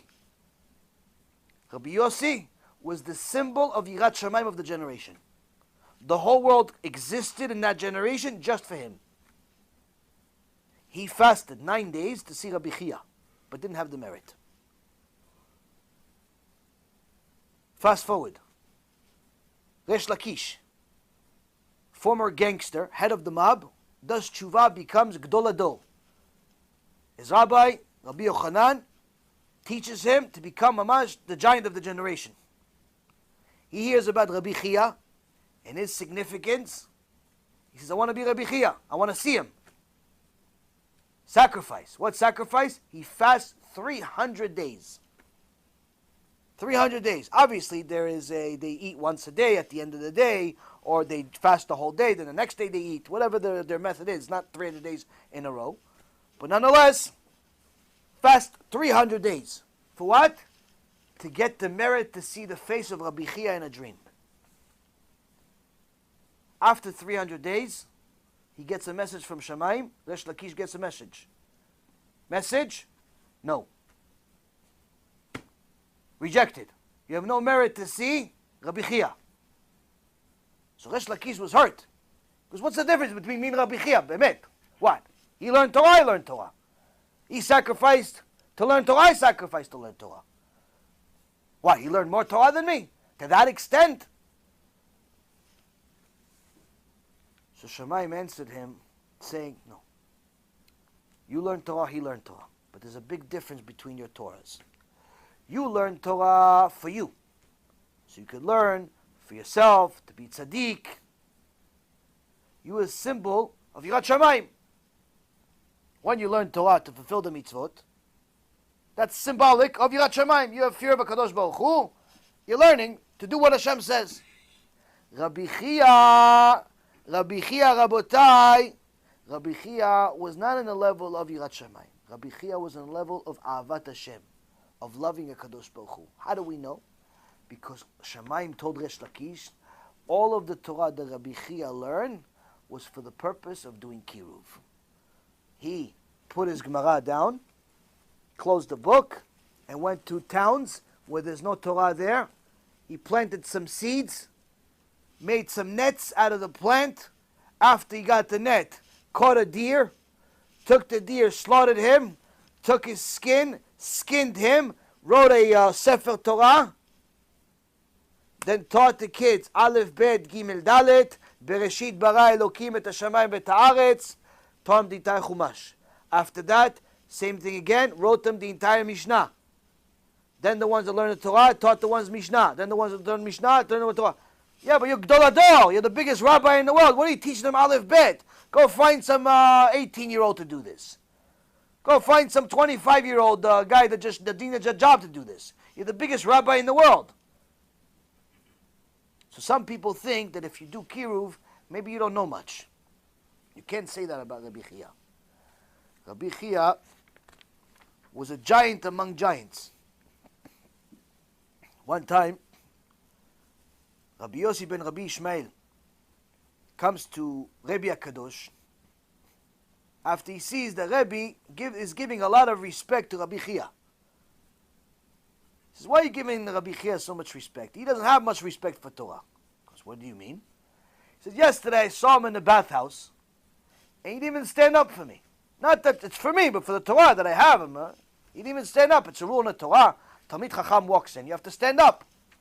He didn't even stand up. He says, "Oh, we have to get to the bottom of it." Call Rabbi Chia. Says, "Kvod Harav, is it true that you saw Rabbi Yossi ben Rabbi Ishmael yesterday at the bathhouse, and you didn't even stand up for him? Can such a thing be true?" He says, "Kvod Harav, I swear to you that I was so enamored and deep into my Torah that I was learning the different Haggadot of Tehillim at that moment that I didn't know how I arrived at the bathhouse. I didn't know I went to the bathhouse. I simply eventually finished studying and I was in the bathhouse. I had no idea I was there. When he was there, apparently I was still learning Torah. That's how deep he would go into the Torah. From that moment on, Rabbi Kadosh says two people have to walk with Rabbi Chia at all times. Why? He's so into his Torah, he doesn't even know. His body moves. Next thing you know, he's going to fall off of a bridge. He's so into his Torah, he didn't even know how he got to the bathhouse.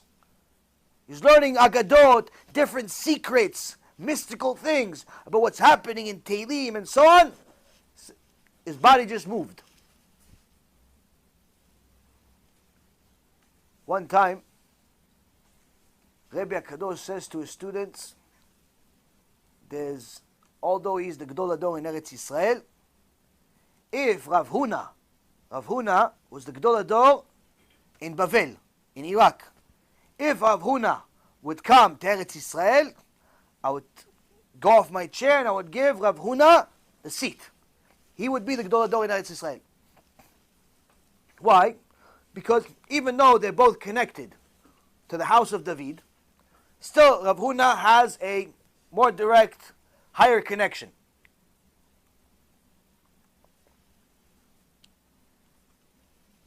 So one day, Rabbi Chia walks into the office of Rabbi Kadosh, and he says to him, "Kvod Harav, Rav Huna is here." Immediately, Rabbi gets nervous. He goes, "No, not Rav Huna, the body. He died. Rav Huna died. So they brought the casket to bury it in Eretz Yisrael." So Rabbi got upset. He goes, "What are you, joking around with me? You say Rav Huna is here, thinking that maybe I'm not going to give my seat away because he's here finally because I said it. You say that, then you tell me the body is here." He goes, go check if somebody's looking for you outside." So Rabbi Chia went outside. He saw no one's looking for him. And he realized, he sent me outside because he's upset at me. I made Rabbi Kadosh upset. That's it. I'm putting myself on nidui. I'm not allowing myself to see the face of Rabbi Kadosh for 30 days. That's the respect he had for him. He says, I made him upset. He didn't mean to make him upset. He just said things in a certain order. He didn't mean to make him upset. But he got upset nonetheless. There's still a result out of my actions.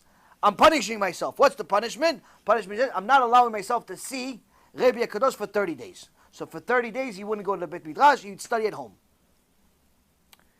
He had students. One of his students was Rav. His name was Rav. Rav, if you learn Gemara, every page of the Gemara, Rav's name's there. He himself was considered one of the giants of giants. He was the student of Rabbi Chia. Now in Shamayim, HaKadosh Baruch Hu wanted Rabbi Kadosh to know that Rabbi Chia is not just an average person. Even though he knew he had a lot of Torah, even though he knew he was a tzaddik, in Shamayim they wanted him to know that he's more than that even. So on day number 30, before Rabbi Chia came back, they sent Eliyahu Navi. HaKadosh Baruch Hu sent Eliyahu Navi in the image of Rabbi Chia to the office of Rabbi. And at that moment, Rabbi was having an enormous toothache. He says, "Hi, Kvod Harav, how are you? Are you okay?" He goes, No, I have this toothache. I can't even study Torah. It's unbelievable. He says, "Kvod Harav, where does it hurt exactly? Where does it hurt?" He goes, "Right here." He goes, Show me where it hurts." He opened his mouth. Eliyahu Navi, that looks like Rabbi Chia, touches the tooth, healed. No root canal. Free.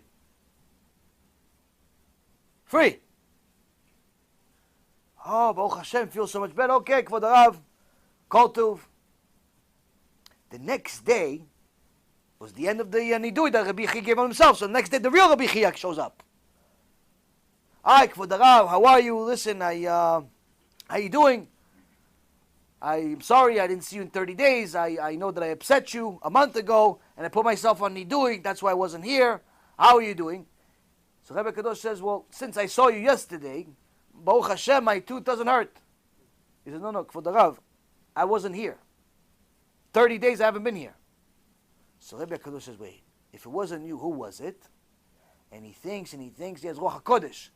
He knows, it was Eliyahu Navi. He says, if in Shamayim they tell Eliyahu Navi to look like you, then from now on, I have to give you honor. I have to give you honor. You're different than everybody else. If Eliyahu Navi is dressed like you, looks like you, they want me to see you as Eliyahu Navi, that means you're different than everybody else. From that moment on, anytime he comes to the Bet Midrash, Rabbi Chia comes to the Bet Midrash, Rabbi Kadosh makes an announcement. Rabbi Chia, come in. Like Rabbi Chia is here. Everybody needs to know. Why was Rabbi Chia such a giant? The Torah we know he had, but he left. He shut off the books. And he left. During those 30 days, by the way, what did he do for 30 days? What did he do with those 30 days? The Gemara says, he told his student Rav, come to my house, we're going to learn. In 30 days, he taught Rav all of the laws of the Torah. The entire laws of all the Torah. The entire makeup, laws of the Torah. How to understand certain things. How to get to the halakha. How to get to the psak. This, that, the other thing. All of the rules of the Torah in 30 days. I mean, in 30 years we cannot learn it. So imagine the teacher, imagine the student here. We're talking about. But instead of becoming the next Nasi, next Dolado, next biggest rabbi, Rabbi Chia takes the books, closes them, and starts going to different cities that don't even have a rabbi. Or if they have a rabbi, it's like a rabbi of today. It's a rabbi. It's one of these places where they teach you that it's okay to drive on Shabbat with a VIP valet parking. Why? Because Rabbi Chia understood that the whole purpose of the Torah is to emulate Kadosh Baruch Hu. If he loves something, then I love it. If he hates something, then I hate it. Kadosh Baruch Hu loves his people. He doesn't want to hate them. He doesn't want to put them on nidui. He doesn't want to put them on excommunication. He loves them. We are his firstborn, he says. But apparently the firstborn doesn't realize he's the firstborn. Apparently the firstborn, Am Yisrael, does not know what's the significance of being the firstborn. Doesn't understand what it means to have the responsibility of a firstborn. Doesn't understand the significance of carrying the torch of the firstborn. So he acts like everybody else. So Rabbi Chia says, how could I be happy in my own learning, in my own mitzvot, while the rest of my brothers and sisters are on excommunication? Because they're not wearing tzitzit, and they're not keeping Shabbat, and they're not putting on kosher mezuzot, and their tefillin are from the days of Antiochus, and all of the things that they do is upside down. To put a hat that some basketball player decide to put his number on it and maybe some ink on it, we'll put it on there, we'll hang it on our walls, we'll hang it on our head, we'll walk out with it proudly, sideways, backways, tell the Jew to wear a kippah? No, it's So why come it's okay for you to wear the hat? No, it's LeBron James. No, it's the Eagles. No, it's the Kafakela team. It's they have a good baseball team there. Put a hat on, no problem. Put a kippah on, not so much. Put a jersey on, for sure. Especially if it's the championship team. Put a tzitzit on, it's too hot. It's too hot. Too hot to wear tzitzit. How long are we going to be fakers? How long? I'm not talking about the non-religious. I'm talking about the religious. How long we're not going to care? that our brothers are on nidui and they don't even know it. You have a sister, you have a cousin, you have a neighbor, Jewish woman, Jewish man. They're praying once in a blue moon to HaKadosh Baruch Hu. They don't realize it's all going to junk mail. They're praying for a cure for cancer. They're praying for parnasah. They're praying for a zivug. They're praying to stop being lonely. They're praying to have food to eat. They're praying to get a solid job. They're praying to get to work on time. They're praying for all types of stuff. HaKadosh Baruch Hu says, yeah, it's junk mail. Now you, Mr. Religious, Mrs. Religious, you know all this, but you do nothing about it. How long? Rabotai Kareem, it's time that all of us start realizing that if we're not going to be leaders, who needs us? That's what HaKadosh Baruch Hu said at the time of the destruction of the Bet HaMikdash, both the first one and the second one. The Gemara Masechet Shabbat, page 56a, says that HaKadosh Baruch Hu was originally planning on only punishing the Reshaim, the people that were driving on Shabbat, the people that were going with married women, the people that were murderers and killers. That's he was planning on killing. And he sent the angels to put a special letter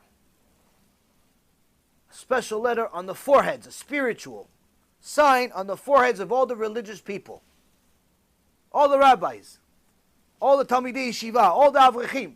Why? Just like the plague in Egypt, he told us to put a sign on the doorpost. At that time, he actually had for a physical sign.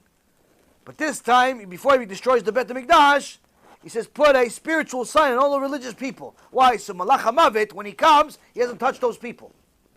He hasn't touched those people. Why? Because they have a taf. They have a symbol of taf on their forehead, symbolizing that they follow the Torah from Aleph to Taf, from A to Z. Malach HaMavet shows up. Hashem, I got a complaint. I got a complaint. There's a problem with your Torah. Kadosh Baruch Hu says, what's the problem with my Torah? He says, you said the Torah is emet. Of course it's emet. Okay, well there's sheker in it then. What sheker? What sheker? What lie? He says, you say that anyone that's a sinner is going to get punished right now with destruction of Bet HaMikdash. You're giving me full permission to rip them apart. Hashem says, yes. Because, yeah, but you got all these people that the angels just put a taf on their forehead. I'm not allowed to touch them. Hashem says, so what's the problem? He goes, but they're Reshaim. He goes, no. Hashem says, no. These people follow the Torah from Aleph to Taf. That's the symbol. Malach HaMavet is smart. He's a Talmid Chacham. He says, no, HaKadosh Baruch Hu. I'm sorry, HaKadosh Baruch Hu. There's a mitzvah in the Torah called Ocheach Tochiach et Amitecha. There's a mitzvah in the Torah that you must rebuke your brother. You see your brother driving on Shabbat. You see that there's a shul having valet parking on Shabbat. You see that they're selling pig at the kosher store. You see women not modest. You see this, you have to rebuke people privately, politely, not embarrassing people in public, but nonetheless you have to do something. Tell the rabbi, tell the guy personally, tell the woman, but you have to do something. You can't just sit there and look pretty by yourself, caring only about your own righteousness. Malach HaMavet says to Hashem, the Gemara says, all of these religious people that have the taf on it, they all knew the truth, and they didn't share it with the rest of the people. They let the people continue driving on Shabbat. They let the people continue violating the Torah, not put on tzitzit, not put on tefillin, go out with goyot, go out with goyim, stealing their business. As long as they give tzedakah, tzadikim. But they violated the Torah because they didn't rebuke. HaKadosh Baruch Hu tried to defend Am Yisrael.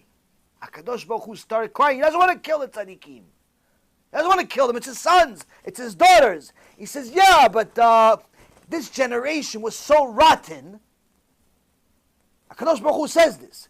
He tells the Malach HaMavet, this generation was so rotten that even if the rabbis would have went to these Reshaim and told them, stop driving on Shabbat, stop using a valet parking, a nishul, stop going out with goyot and pretending they're really converted, stop doing all this stuff, these Reshaim would have fired the rabbis. These Reshaim would have never listened. Unfortunately, the Malach HaMavet is also smart. HaKadosh Baruch Hu put wisdom in him too. And he knows how to do his job. And he says, HaKadosh Baruch Hu, you know that. But your Torah doesn't work based on your knowledge. Your Torah works based off of their knowledge. They didn't know that the people are not going to listen to them. They didn't know that the people are not going to listen to them. And therefore, they were still obligated to tell them to stop driving on Shabbat. They didn't know they're going to not listen to them and leave not leave the goyot. Therefore, they were still obligated to tell them, leave the goyah. Whether they listen or not, that's not your business. You're obligated to do. We're obligated with effort. Outcome is the hands of Hashem. HaKadosh Baruch Hu says to the Satan, you're right. Kill them first. All the people that kept mitzvot, that have the symbol of Taf on their forehead, kill them first. Not only kill them before the Reshaim. Why? Because the Reshaim are only Reshaim because they're not righteous enough. Because the rabbis are not righteous enough. The rabbis did not do enough kiruv. The religious people did not do enough kiruv. They were worrying about their own family, their own kids. They didn't care about Steve that lives down the block but doesn't really know what Judaism is. They didn't care about Samantha, who is our father and our mother are both Jewish, but she went to public school. They didn't care about all these people. Oh, he left the derech. He comes from a Hasidish family, but he's off the derech, so he's like, he's not part of us anymore. They didn't care about the kid off the derech. Because he doesn't feel like wearing a shtreimel anymore. Because he doesn't feel like talking Yiddish anymore. A guy tells me the other day, we were both guests and one of the people in the community, Hasidish community. And the guy that was hosting us started talking to my son, giving him a nice Dvar Torah. Suddenly, one of the other guests yells at him. And at me at the same time. The father of the kid. Why? He says, you should be embarrassed of yourself. Why are you talking to the kid in English? Yiddish! Talk to him in Yiddish. That's the only language you should talk to him in. What if the kid doesn't speak Yiddish? What if the kid connects to English? What's more important? English, Yiddish, or Torah? Torah says, if you don't speak Yiddish, you can still go to Gan Eden. Torah says, if you speak English, you can still go to Gan Eden. But Torah also says, Amalbin pnei chavero berabim, en lo chelek leolam haba. Someone who embarrasses another in public, he doesn't go to Gan Eden. He goes to Gehinnom forever. So although it's disturbing to you that we're not keeping the custom of our ancestors to the best of all your likings, and we're not speaking Yiddish, we're speaking English because we're in America, you should know that may not be ideal, but it's still Torah. Whereas what you're doing and embarrassing another Jew, especially the little kid, by telling him that he's not enough, that he's not good enough because he doesn't speak Yiddish, guess what? You could be murdering this kid right on Shulchan Shabbat. Because now the kid says, if I'm not going to learn Torah and Yiddish, I might as well not learn Torah, I might as well become a goy. That's the calculations of a 10-year-old kid. We've become so enamored and obsessed with certain customs that we forgot the Torah. We've become so enamored and obsessed with money that we forgot the Torah. We forgot what the Torah is, Bechlal. We've become so obsessed and enamored by the Goyim that we forgot the Torah. The problems that I'm mentioning to you are problems that we have in the religious world and the non-religious world. In the Hasidish world and a non-Hasidish world. It's everywhere. Everyone simply is only looking at themselves. No one is looking at the community at large. And I promise you, I have people contacting me crying, hysterical, from every community. Every community has intermarriage. Every community has problems of people off the derech. Every community has drug problems. Every community has Chilul Shabbat. Every community has major issues. But they're scared to tell their local rabbis, either because their local rabbis are part of the crime itself, by allowing valet parking to a synagogue on Shabbat, or they're scared that the rabbi, once he hears that their son or daughter went off the derech, he'll put that family, that entire family, on cherem, and no one's going to want to marry the kids.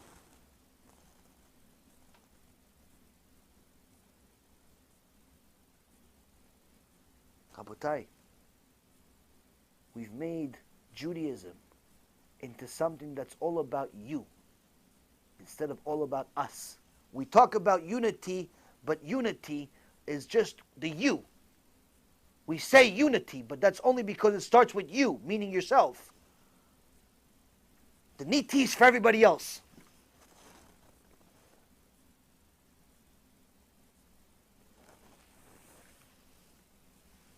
Rabbi Chia was a giant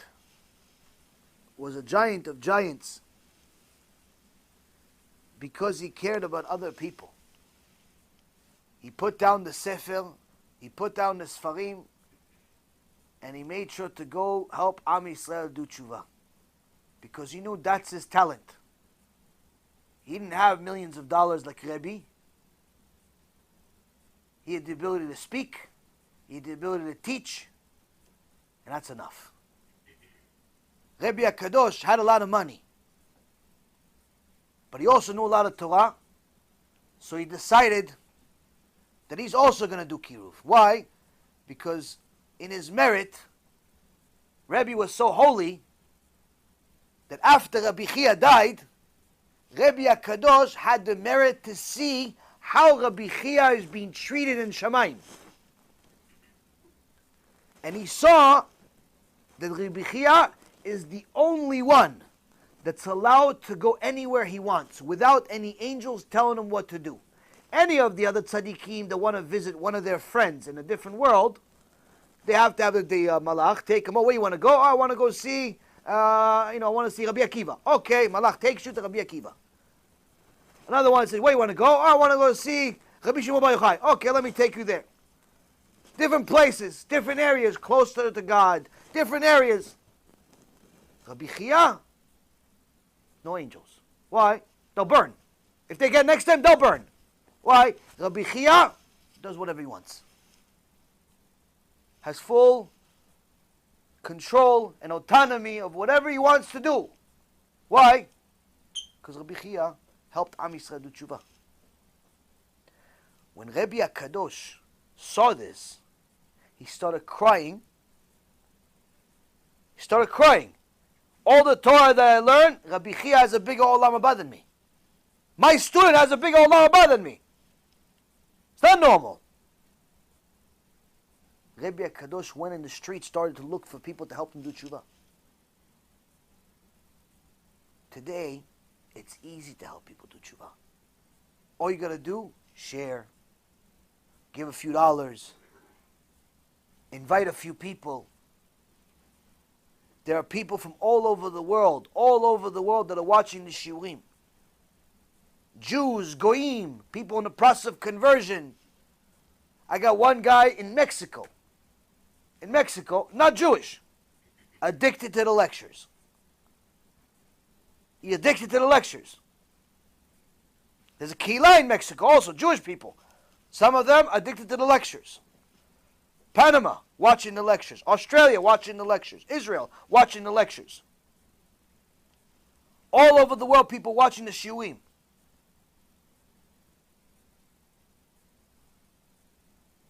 That means the tzibur, the people, the crowd, the public, likes the emet. They just never seen it before. So in the beginning, it's like a slap in the face. It's like, whoa, what are you doing?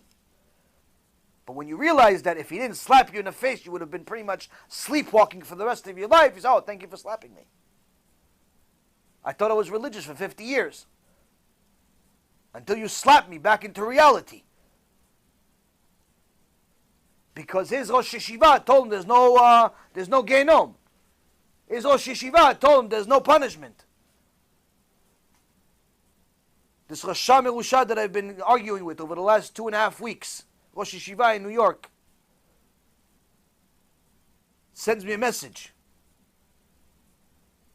Congratulations. You are now at fault for me throwing out the kid out of the yeshiva. The kid, I have a few kids that go to his yeshiva. One already left. 2 are on the way, Bezrat Hashem. But he didn't want to wait. He decided to throw one of them out. Why? Because he didn't want to believe that the Rebbe is Mashiach. He didn't want to believe that the Rebbe is God.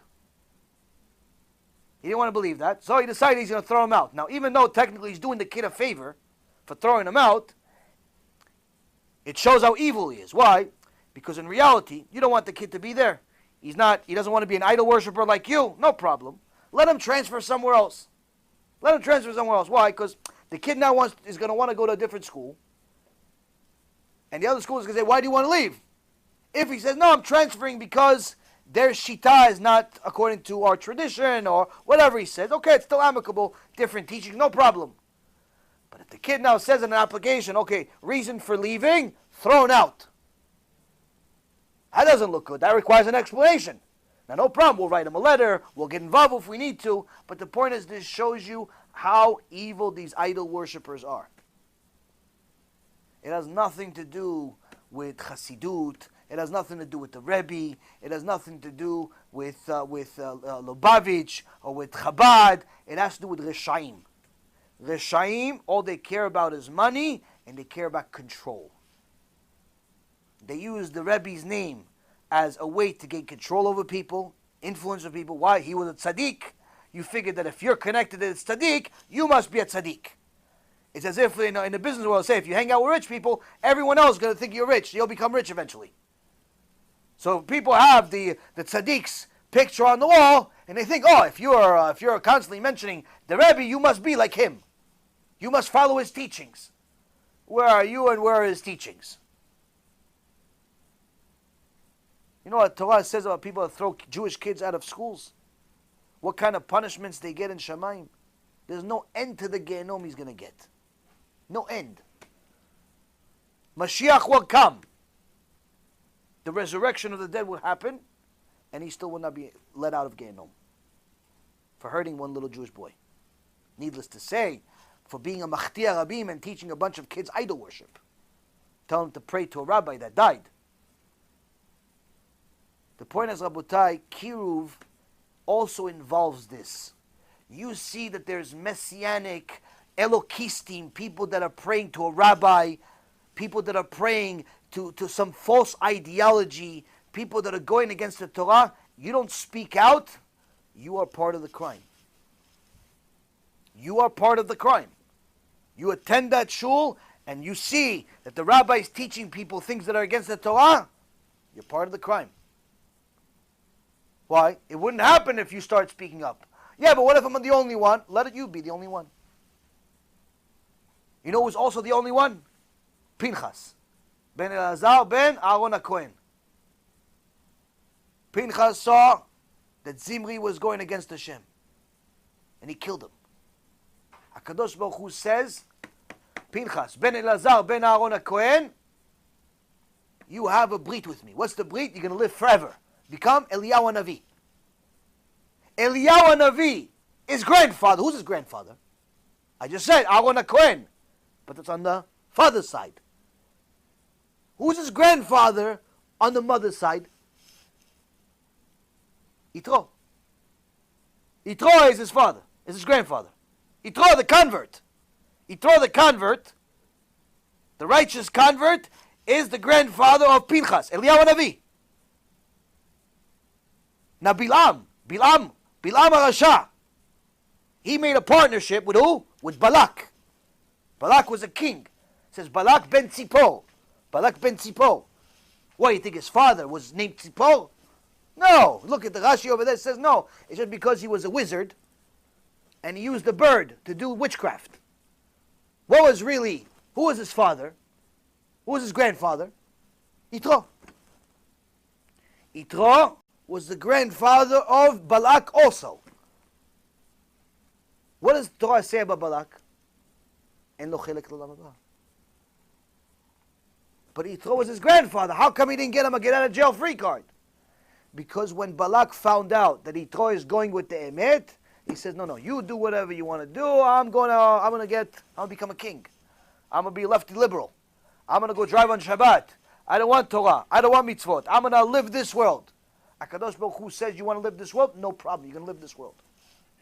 You're gonna live this world. You're only gonna be king for a short period of time before we chop you up to 50 million pieces. You'll feel like you're on top of the world until you're not. What about Pinchas? Pinchas was frowned upon. Pinchas was made fun of. Who are you to take charge over here? Who asked you B'chlad for anything? Your grandfather Yitro is B'chlad not. He's like an idol worshiper almost. He's a convert. Who even accepted him? It's only because he's related to Moshe. Kadosh Baruch Hu spoke to everybody in front of everyone. He says, no, Pinchas, I chose him. He has a brit of shalom. He's going to live forever. He's going to live forever. Why? Despite his status, despite his lack of favor, as far as odds are concerned, he didn't care. He was the only person in the Kehila that was willing to fight for me. And he's the only reason why the rest of you are alive. Because if it wasn't for Pinchas, HaKadosh Baruch Hu says I was going to destroy everyone. Now, this shows us, Rabotai, that sometimes the numbers don't matter. HaKadosh Baruch Hu wants to see where is your heart. Now, we're not going to go over the entire chapter, but for anyone who questions anything that I said, you could simply go to the prophets. You go to the prophet Yecheskel, Ezekiel, chapter 34. Read the entire chapter. A little bit of commentary. You'll understand that all I did is simply repeat part of this chapter. Where Kadosh Baruch Hu comes to the prophet and he says to him, וידבר אדוני אלי לאמור בן אדם ינבא על רועי ישראל ינבא ואמרת אליהם לרועים כה אמר אדוני אלוהים אוי רועי ישראל אשר היו רועים אותם הלא הצאן יראו הרועים. The word of Hashem came to me, Ezekiel says. Son of man, Ben Adam, he calls him. Prophecy against the shepherds of Israel. Prophecy and say to them, to the shepherds, thus says the Lord Elohim, woe to the shepherds of Israel who have tended themselves. Is it not the flock that the shepherd should be tending?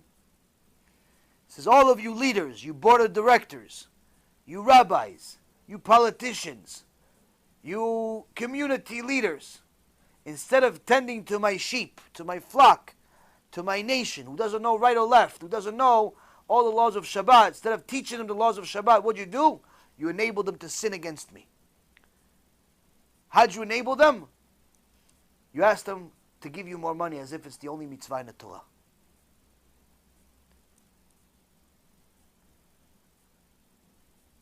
Is it not the flock that the shepherd should be tending to?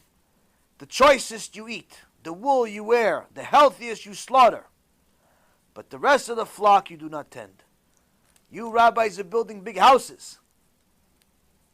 $3 million houses in Boca Raton for the chief rabbi over there. Dwek the Rasha makes $1.5 million a year. Mirvis, God only knows how much money that guy's making.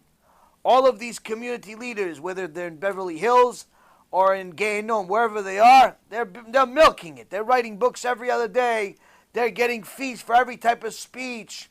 The Kehila doesn't even know halachot Shabbat. Doesn't know halachot Shabbat.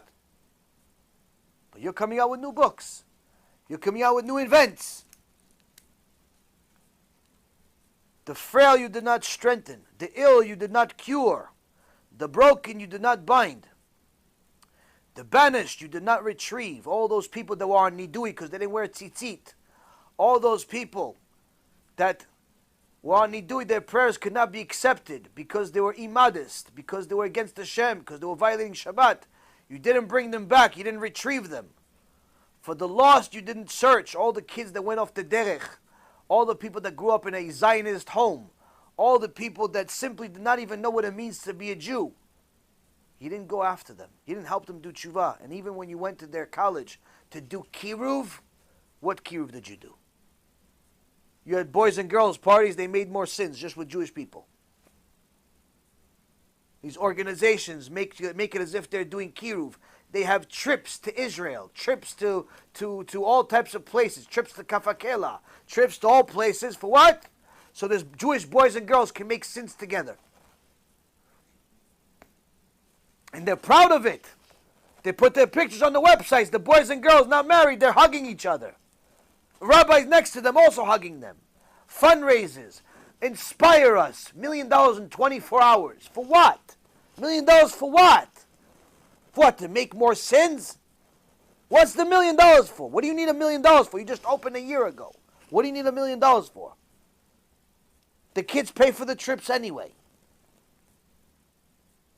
What do you need $1 million for? For your salaries?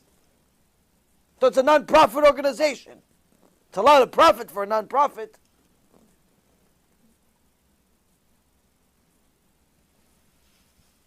Rather, you subjugated them with force and with rigor. Thus they became scattered for lack of a shepherd, and became food for every beast of the field. They became scattered. All of these people, instead of you bringing them back home to do tshuva, they got even more lost after they watched your shiur. They watched your shiur on Torah Anytime, on YouTube, on different channels. They saw a rabbi speaking. Instead of getting closer to Kadosh Baruch Hu, they're more confused. They heard one rabbi say, you're not allowed to waste seed. Another rabbi says, nah, that's not for this generation. The guy's more confused, he decides to become a Christian. That's what it means. They became food for every beast. All these beasts, all these Christian missionaries. Why do you think they're eating up Jewish flesh alive? Because the Jewish people are confused. They don't know what it means to be a Jew. It seems like the Christian people know what they're talking about. They're mentioning verses. Same thing all the time. Isaiah 53, Daniel 9. They don't know anything else in the Torah except mistranslating those two verses. But nonetheless, it sounds like they know what they're doing. Sounds like it.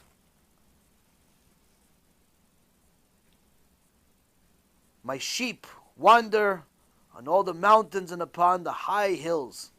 My sheep have scattered upon the whole face of the earth, but no one seeks and no one searches. And then HaKadosh Baruch Hu says to them, V'darashti et tzoni miyadam. In verse number 10 he says, Thus says the Lord Hashem, Behold, I am against the shepherds, and I will seek out my flock from their hand, and I will cause them to cease herding sheep, and the shepherds will no longer tend themselves.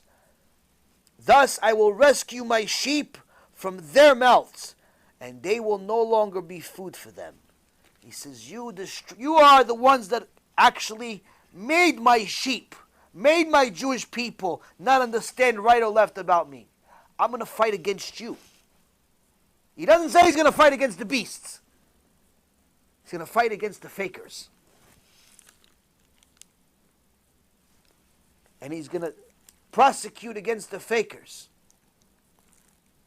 Because they didn't care enough about anybody but themselves. And he says in verse 17, Ve'et ha'chazaka ashmid arena. He says, and as for you, my sheep, thus says the Lord Hashem, behold, I am judging between lamb and lamb, and the rams and the he-goats. Is it not enough for you that you graze in a good pasture, that you must also trample the rest of your pasture on the food? Talks to Am Yisrael, he says, all the good that I'm giving you.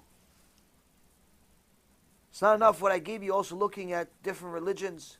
You're also looking at different sects, different this, different that. It's not enough what I'm giving you.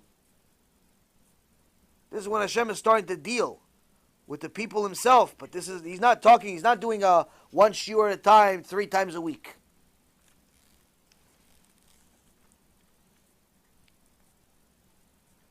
Eventually talks about Mashiach ben David in verse number 23. But then at the end, he says the following. In verse number 30 and 31, he says the following. He says, then they will know that I am Hashem their God, and with them, and that they are my people, the house of Israel, the word of the Lord Hashem. Now you are my sheep, the sheep of my pasture. You are Adam, you are man. I am your God, the word of the Lord Hashem. Now, Kadosh Baruch Hu, after he sends the Mashiach and there's a war and there's a lot of disasters, because he's the one that's forced to get involved, there's not going to be much free choice left. Simply all the choices that you would have made already by then, that's your choice. If you picked Hashem by then, you picked Hashem. You didn't pick Hashem, you're in serious trouble. But what it's interesting is that he says in the last verse, he says that in those days after the Mashiach comes, and you will know that I am Hashem, you'll know that I am your God, Adam atem, v'ani Hashem Elokechem. You are man, and I am your God.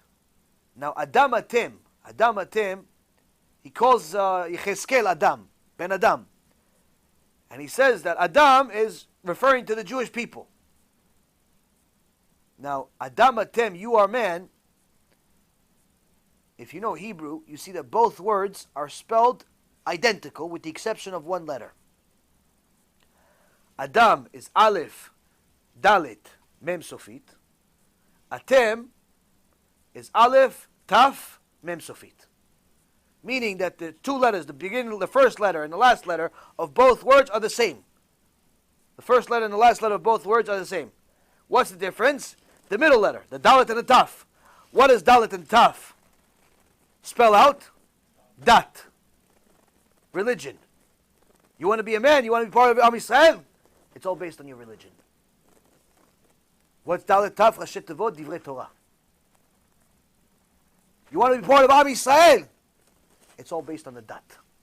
It's all based on how much of a Jew you really are.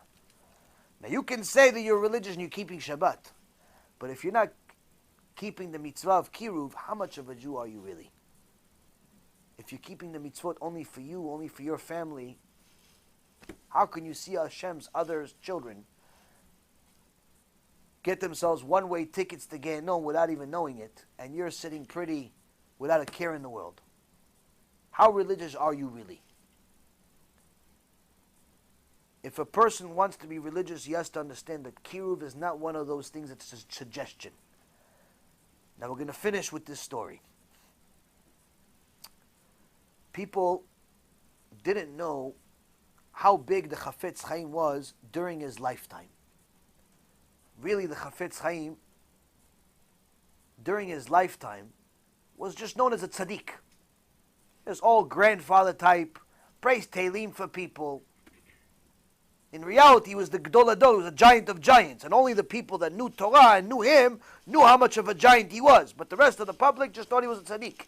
They didn't know how much of a work of the genius it was, the Mishnah Berurah, the Ilchot Lashon Hara that he did. They didn't know how much of a big it was. People thought he was just a tzaddik. Because he would go from place to place with his caravan with some books and sell the books one at a time. Now people bought these books, they thought he was a worker. They didn't know he's the Gedol Adol that's selling the books. They thought he was like the rabbi's helper. They didn't know he's anybody. He's buying the books for him. He cared about Am Yisrael so much that he literally wanted to make sure that people learn his books. Because if one Jew learns one mitzvah of Lashon Hara, he's not going to say Lashon Hara one day. That's going to help his neshama. That's going to make Kadosh Baruch Hu happy. That's going to make that Jew happy too. So he would go from place to place, community to community. He could go sit down, learn Torah, become Malach Hashem, become like Machanoch, become an angel. No. He's going to go, he wrote the books, no problem. We're going to go time to give it to people so they can learn it. Now his grandson came to Rabbi Aaron Kotler and asked the Rav, he said, Kvod Rav, My grandfather was a genius. Chafetz Chaim was a genius. How come during his generation, no one knew how much of a genius he was? He wasn't publicized as a genius. He was publicized as a tzaddik. Everybody today knows that he was a genius. There's no secret. Every website has his picture on it. If you don't have the Chafetz Chaim on your website, there's something wrong. If you're selling books, you have to have the Chafetz Chaim somewhere. It's the number one seller in every store. Everybody knows he's a genius. Jews, non-Jews. One of the biggest giants we've had in the last 150 years. So how come during the time that he was alive, no one knew this? Except this Talmidim, Rav Wasserman, and a few others. So Rabbi Aaron Kotler says, I'm sorry, I don't have an answer for you. But I'm going to the Rabbi Brisk, the Gedol Ador.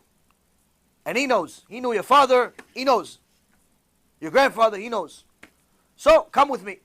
So the grandson of the Chafetz Chaim and Rabbi Aaron Kotler go to Rabbi Brisk. Now Rabbi Brisk didn't speak much. He would speak like in verses. Very minimal. Because he knew that Chachamim, the Rabbi Chaim Vital used a verse from Song of Songs, says that V'yotzei nafshi bedabro, there's a verse in the Torah, says that you're as a proof that you're limited with words you can use in this world. So Rabbi Brisk, Rabbi Aaron Kotler asked him, how come the Chafetz Chaim wasn't publicized as a huge Talmid Chacham during his generation?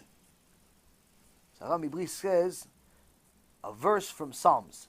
A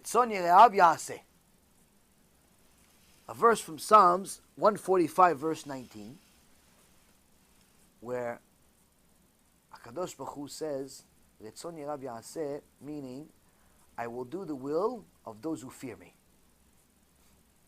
So Rabbi Aaron Kotler tells the grandson, he says, what the Rabbi Brisk is trying to tell you is that your grandfather prayed to HaKadosh Baruch Hu that no one will discover him as a Talmid Chacham. He didn't want to be discovered. And because he feared Hashem, Hashem did what he wanted. He didn't allow anyone to discover him. So then the grandson says, okay, so how come he was discovered as a tzaddik though? Okay, if he prayed for HaKadosh Baruch Hu not to be discovered as the big Dolado, Talmid Chacham, for different reasons, okay, fine. Hashem did what he wanted. But how come he was discovered as a tzaddik in his generation? Rabbi Aaron Kotler says, because your grandfather didn't think he was a tzaddik. He didn't pray for it. He didn't pray for Hashem to save him from being discovered as a tzaddik, because he didn't think he was a tzaddik. What is he going to pray for? If you're praying for people not to find out you're a tzaddik, and you think you're a tzaddik, oh, you got to check yourself.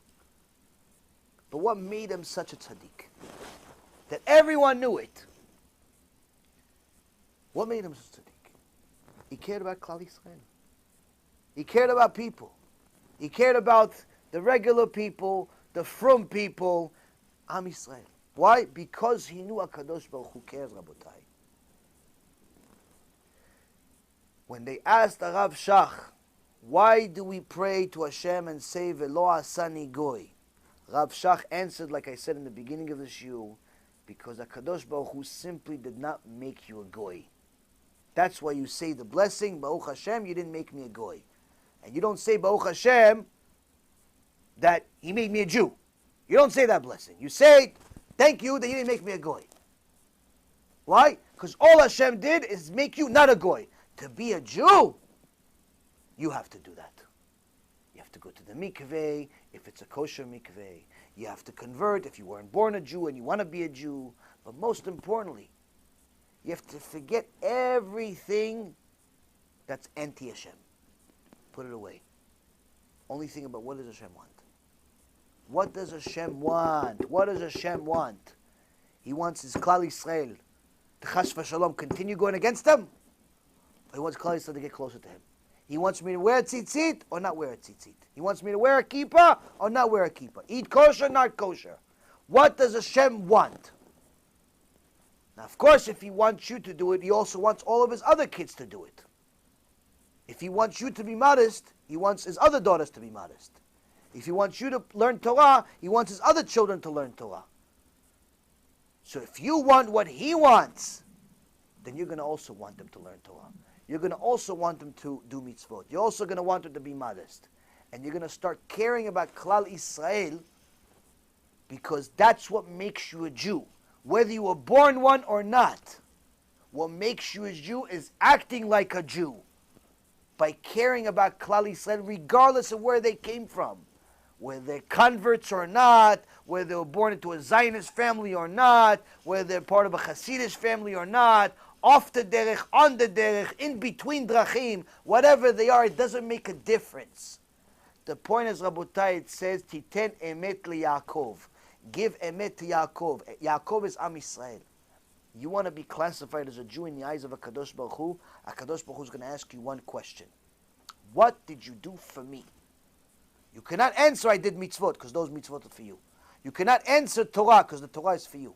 The only thing that you can do for Kadosh Baruch Hu, as a Jew or a Gentile, is kiruv. Is helping Am Yisrael do tshuva. That's the only thing you can do for Kadosh Baruch Hu. Nothing else you can do for him. You want to do something for Kadosh Baruch Hu? I promise you, you won't regret it. Not only because Hashem pays in cash, but even more importantly, all of those people's lives that you're going to help change are going to make you the happiest person in the world. Be'ezrat Hashem, this will give us the chizuk that we need, the motivation that we need to really be Jews, like we're supposed to be. And Be'ezrat Hashem, get the rest of Am Yisrael to join us as well. Baruch Adonai Le'olam. Amen ve'amen.